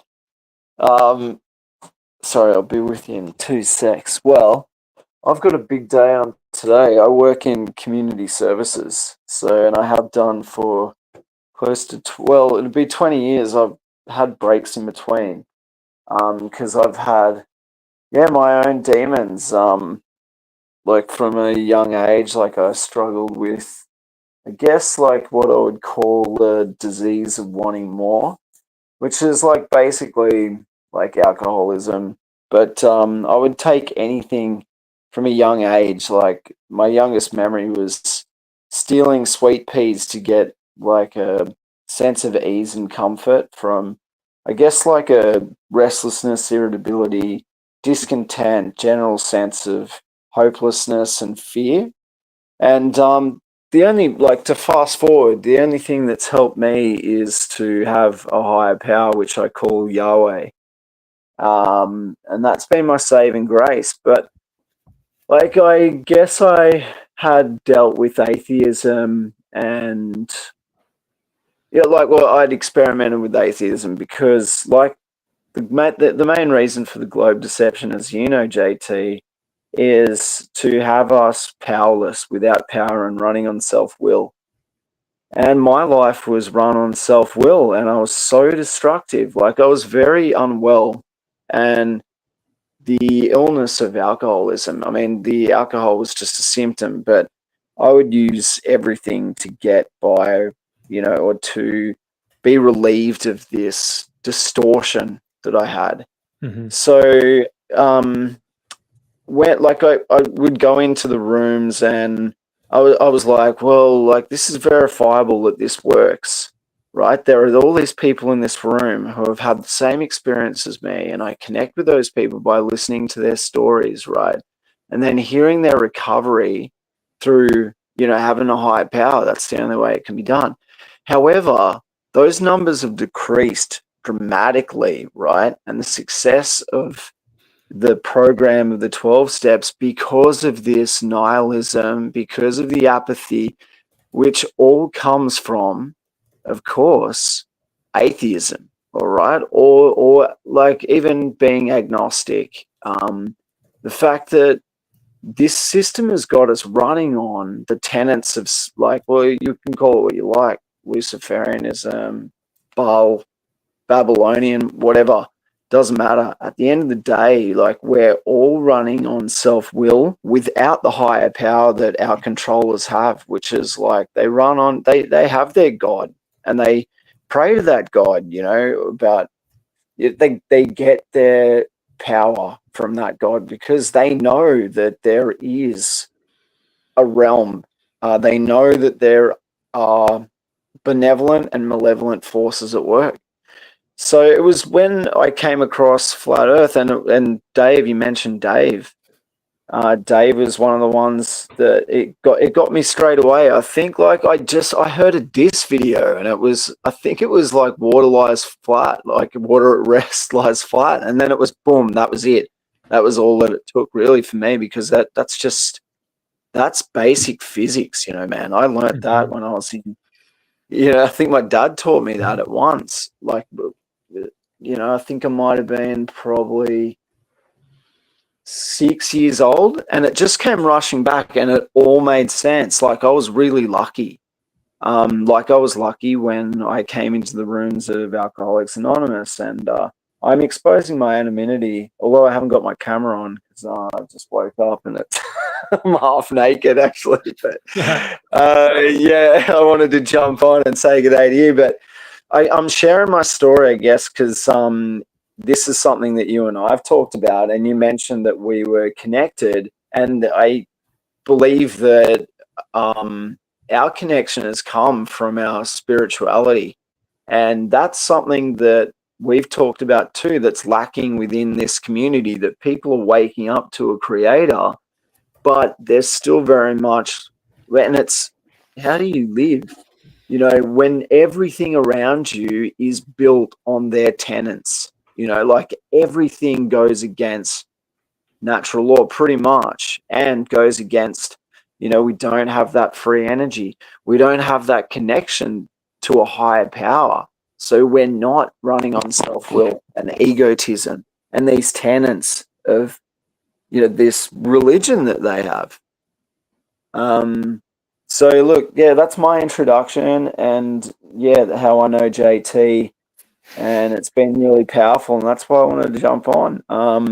So I'm really blessed, man. I'm really grateful, and I'm loving that you're kicking off these things, because I really do think that, yeah, you've got a place in running streams and connecting with people. I've seen how great you are at networking, and it's just so genuine and honest. There's nothing in it from your end other than to do the will of the creator. So yeah, man, I just want to say congratulations, JT, and I'm really excited to see what comes for you, man. So congratulations with this space. Thanks, bro. You're always so kind. And yeah, I mean, you weren't here earlier, but if you replay it, I was talking about how much fear I had before about being on cam or going live. Like, there's no way I would ever have done this when I was in my imprisoned self, if you will. He dropped off. I'm sure he'll be able to hear this in a second. He'll pop back on. But it was like, oh no, you're going to say the wrong thing, or you look dumb, or why are you, I don't know. Like, I was second guessing what I was even thinking. Like, why are you thinking that? And it's not that I had voices in my head or demons or anything like that. I just had this overpowering, he's back. Sorry, man, it just dropped out. I think like when I moved my camera, yeah. No, it's all good. Turn it a long ways and it'll show us all sorts of boom. Oh, did it work? It didn't do it. It kept it small. It's all good. I was telling the chat about, and I was telling you too, but then you kind of disappeared. But that basically I was saying there's no way in the world that I would be a YouTuber or on lives anywhere. Flat Earth Friday, Clubhouse, Discord, none of it, because I was so self-conscious about how I talked, how I looked, who was I? I mean, I didn't know who I was. I mean, even after I started my relationship with the Messiah, he was healing me and helping me a lot to understand that I was fearfully and wonderfully made. I'm unique. Like we all have our own fingerprints. There's a lot of uniqueness in each one of us. So we are special. There's not going to ever be another one of us. So that was kind of like sinking in. But I'm talking about years of self-abuse where I thought so low of myself. But here's what's so crazy. Like, obviously we all know it's a sin to be prideful and think that you're all that and that you're better than other people. What a lot of people don't realize is if you think too low of yourself, I think that you're sinning also. You're missing the mark, because who you are is beautiful and you are unique. So when you say things like, oh, I hate my voice, I could never go on a stream. Why do you hate your voice? You know what I mean? And I understand that we're used to hearing ourselves. Like when we hear ourselves talk, we hear it through the resonance of our own skull. And when you hear a recording of yourself, that's actually how you sound to everybody. And it took me a minute to get over the fact that I sound different on a recording than I do in my own head. But I started to realize, that I'm valuable, I'm different. And as I started looking into Flat Earth and like all the stuff, the medical tyranny, big pharma, the government stuff, money, you know, fiat, just all the house of cards of deceptions, inversions, things that are twisted and dark. I said, you know what? I only live this one life, and I don't know when I'm going to die, but why don't I use some of my energy, some of my time to network, like what you just said, Luke, to try to bring people together or talk positively to people who are in this on the front lines, trying to do good work, which I say, if you're seeking truth and sharing truth, or if you're a connector, you're connecting people, or you're building up and not destroying, then you have quite a lot to give this confused, broken, dark world. And so I am here because I love people. I love individuals. I love groups of people. It doesn't matter your race. It doesn't matter your sex. Like, you're unique and you're beautiful. And so that's what I'm doing. I'm here asking questions like everybody else. And I started up a channel. Dave Weiss kind of encouraged me to do it. Trinity for Man. You know, I've had people whisper like, hey man, you should do this. And it's been fun. And I appreciate your encouragement, bro. Yeah, absolutely. Look, what you're doing, I think what you can bring to is something that it's being missed. Yeah, everything that you just said, bringing your experience, sharing your experience, your genuinity, your kindness, like doing the will of the creator. And yeah, I really support it. That's why I jumped on. I was like, honestly, man, I woke up and just saw it and went, boom, I got to support my guy. Like, because yeah, I really believe that you're going to bring something special to this community. So congratulations, man. It's awesome. Thanks, dude. Yeah, I love all you're doing from down under. You know, I tell my 8-year-old, I'm like, you know what? Slide down. Sorry, what? I tell my 8-year-old, I'm like, do you know that people in Australia are over there? They're just over there. They're not down under a fake pretend ball. Basically, anyone is directionally over there. And she's like, oh, that makes sense, Dad. That makes sense. And I told her, up is up for everybody and down is down for everybody. Every human experiences the same thing. And I'm not talking about a theoretical, well, if you're in Australia, down is relative to you. No, I mean like every body of water that finds its rest and its level, cup of water, a pool, a body of water, a pond. If you take a measurement of it, they're all at the same angle. And I'm in East Texas, which is like 800 feet above sea level, and Colorado's 5,000 feet above sea level. But if you swim in a body of water, you're swimming at the same angle. And that, when that clicked for me, and I was like, wow, the sky is parallel to the ground. It runs parallel, and bodies of water all are parallel to that. And I know it kind of sounds silly, but like we have the vestibular system in our brain, and we have balance, and we know when we're moving, and we know when we're turning. And the fact that even in our own body, I can tell when my head is tilted and when it's level and on my shoulders like that. And then to tie it all in, that every human being experiences level the same. That's amazing. That's as amazing and as freeing as the understanding that the earth we live on is not, traversing the universe, moving at, breakneck speeds and all these orbital motions and, wobbles. It's like, no, dude, the ground is fixed.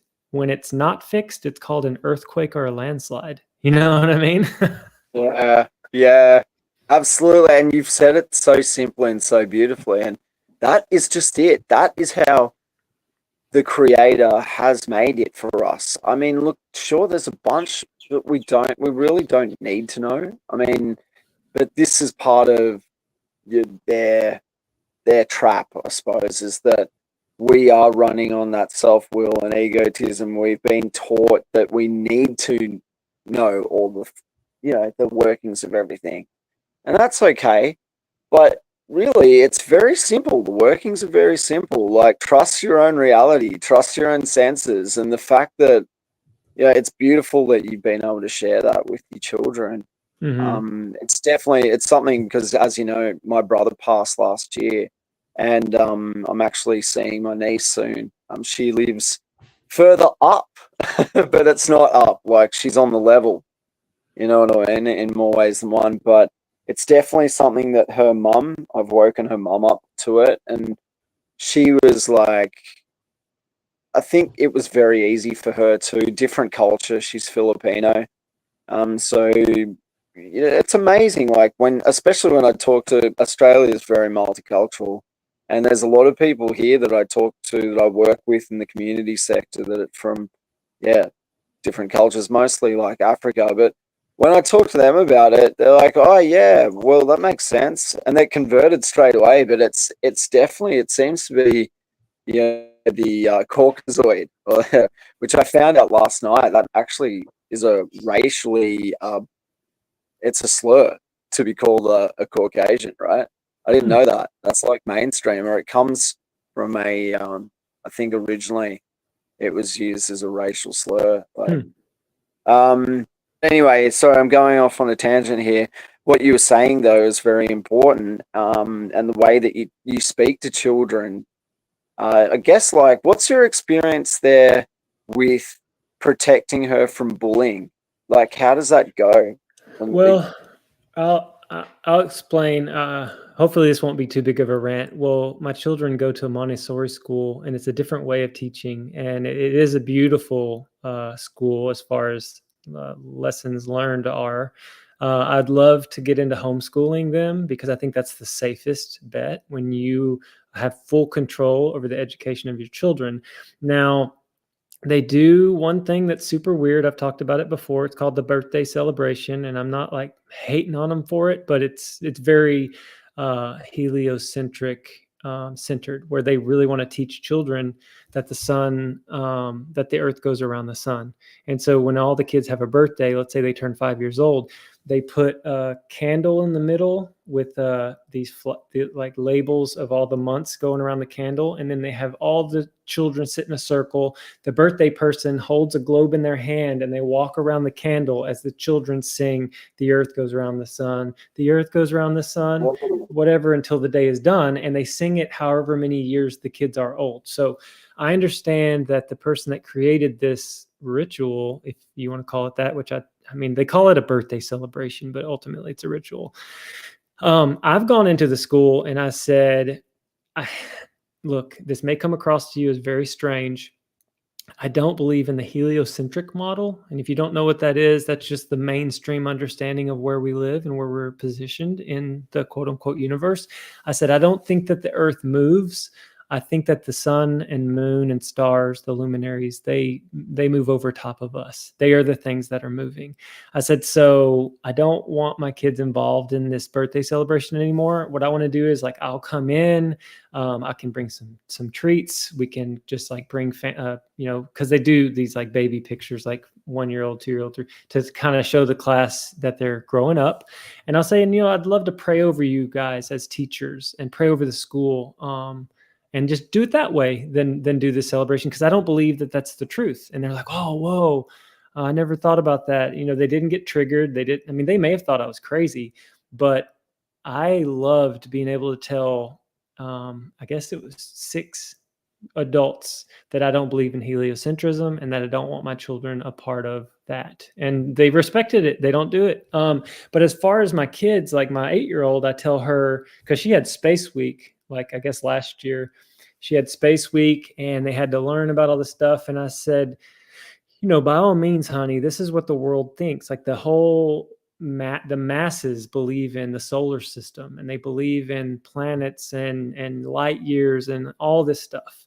I said, it's what they were taught. Everybody was taught from a young age that this is this and that's that. I said, so I want you to learn it. Learn the planets in the order that they're supposed to be, because I want you to do well on the test. But also, I said, babe, I want you to understand that daddy's looking into, what is this place that we live in? It's created. Obviously, it's created for us.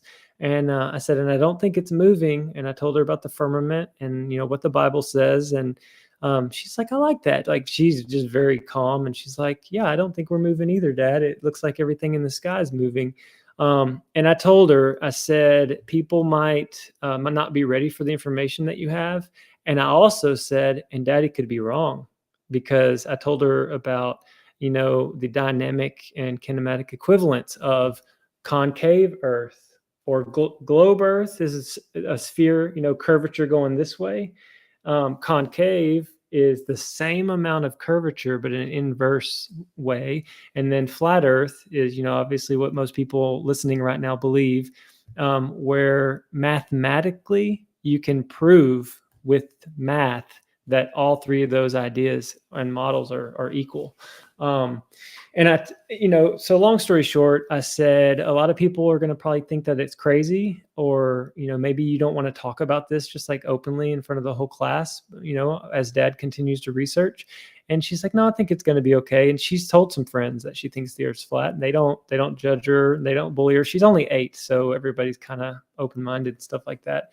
But I don't know if I answered your question. I mean, basically, if I was to recap it and make it shorter, I gave her permission to seek the truth about where we live, ask questions about where we live without being fearful of ridicule, or, if somebody calls her stupid because she's asking questions, that to me is foolishness. And she's being raised in a home that does think it's okay to ask questions. And, I want her to learn how to critically think and not be shunned or shut down for being a critical thinker. So yeah, let me know if you have any questions. I said a lot. No, that was beautiful. I think you really summed that up. And my question, I think, was like, how do you protect them from bullying? And you've explained it in that, because you're giving them the power of knowing, and exploring and taking that journey. And then as children, they can kind of grow into that together, because as time goes on, like children will say, oh yeah, that's a bit strange then, and then, but they will grow up with her, asking her those questions, and she will guide them through that. So, and if you're guiding her, then she will be that change in the world, Yeah, for sure. I just realized it's 27 minutes past the hour, and I've got to leave in like 10 minutes or so. Justina, or somebody said up above, let me scroll up. They said, it was Justina actually said, so sorry, Luke, about your brother, and me too. I'm lifting you up for any and all healing that you are still going through. Thanks, guys. Much love for you for that. And then down below, she said, RBB, the only 2 mentions of birthday celebrations in the Bible were both bad too. John the Baptist was, I think it says beheaded, and Pharaoh hung someone on his birthday. John the Baptist was beheaded on Herod's birthday, and Pharaoh hung. And so I just wanted to mention off of that. Luke's back. Oh wait, RJ the artist. Hold on. Here's this, and here's RJ. I didn't know. Sorry, I've got to get the app. Yeah. Because it just keeps dropping out. I'm running it on my phone on just like a web browser window. So interesting. Sorry, I missed what you were saying. Oh, I was reading that Justina also said that birthdays aren't good, basically. And I was about to give her this response, which this is all you really need, the response.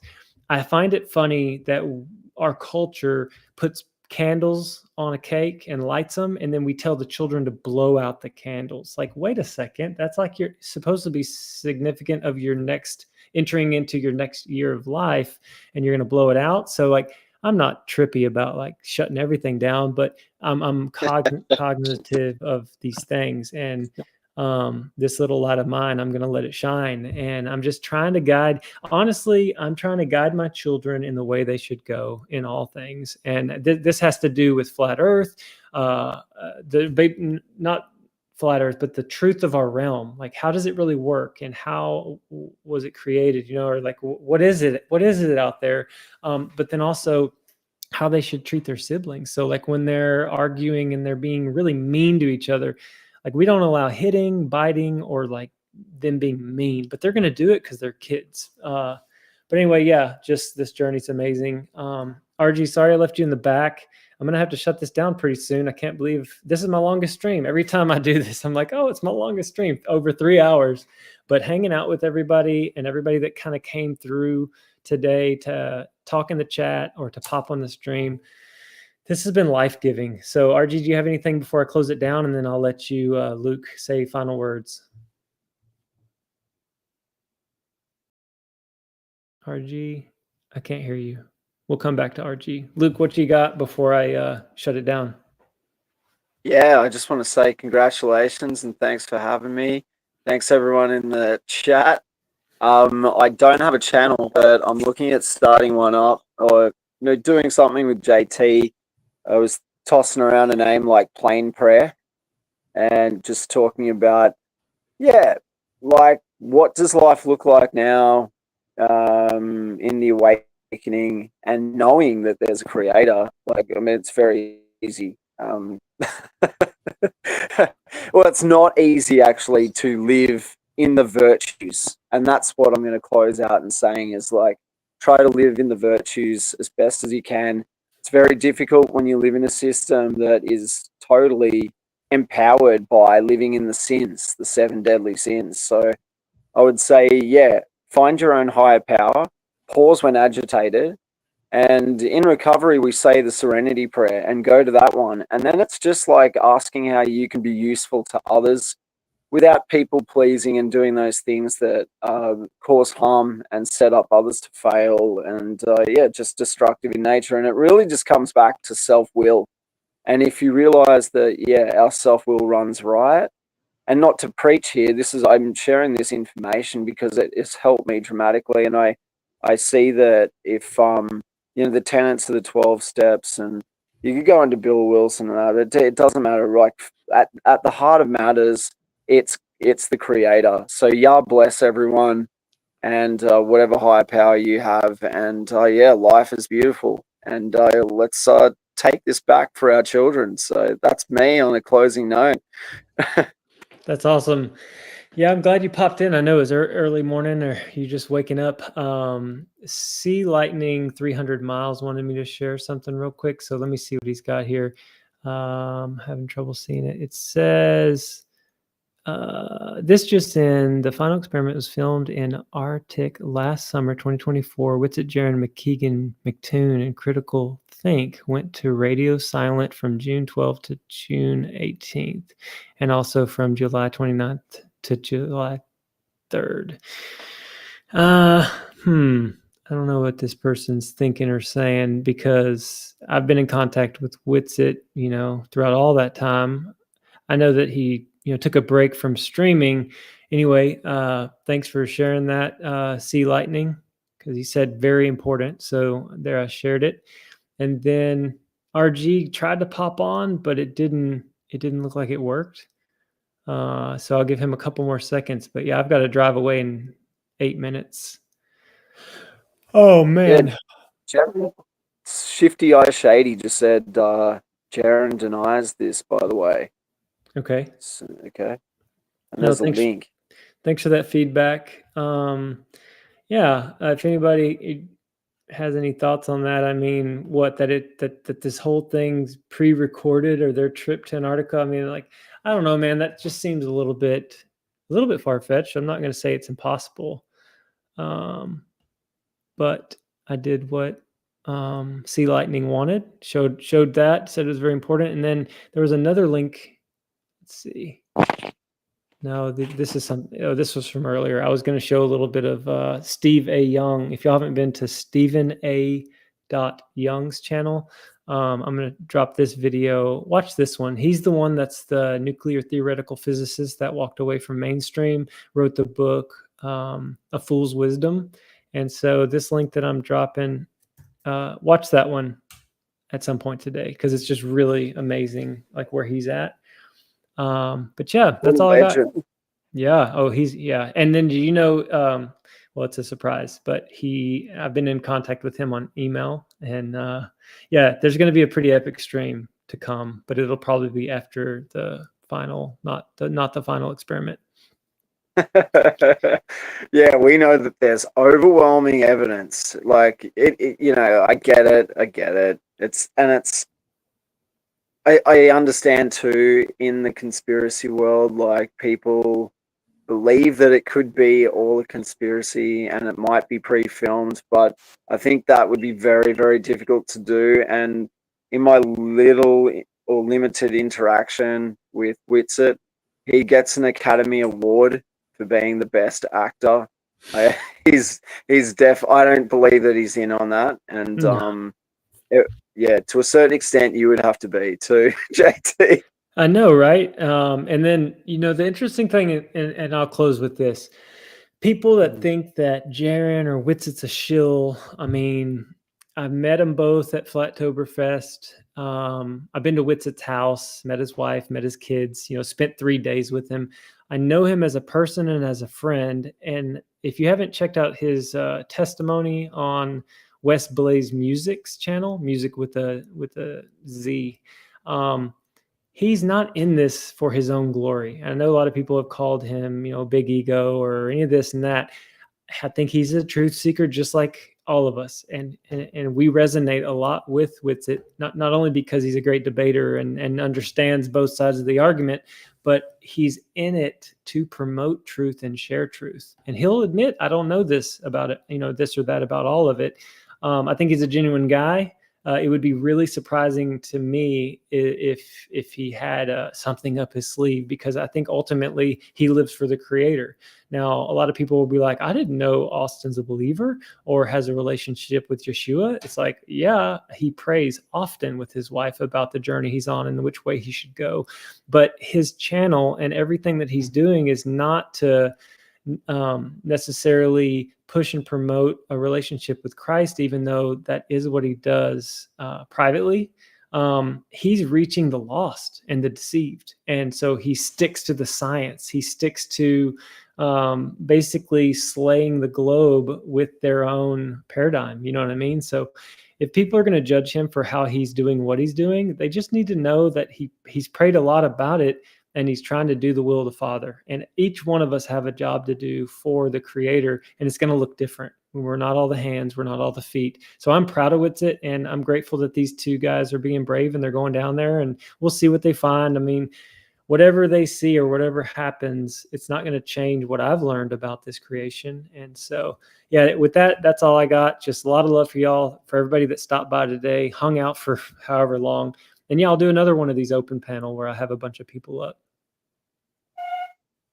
Yeah, look, it's been, as I said, my alarm went off, my eyes were completely closed. I squinted out because I get a lot of emergency emails from overnight, so I'm always just seeing what there is. And yeah, you're at the top, and I was like, I got to jump on, and I'm so glad I did, and I'm very humbled.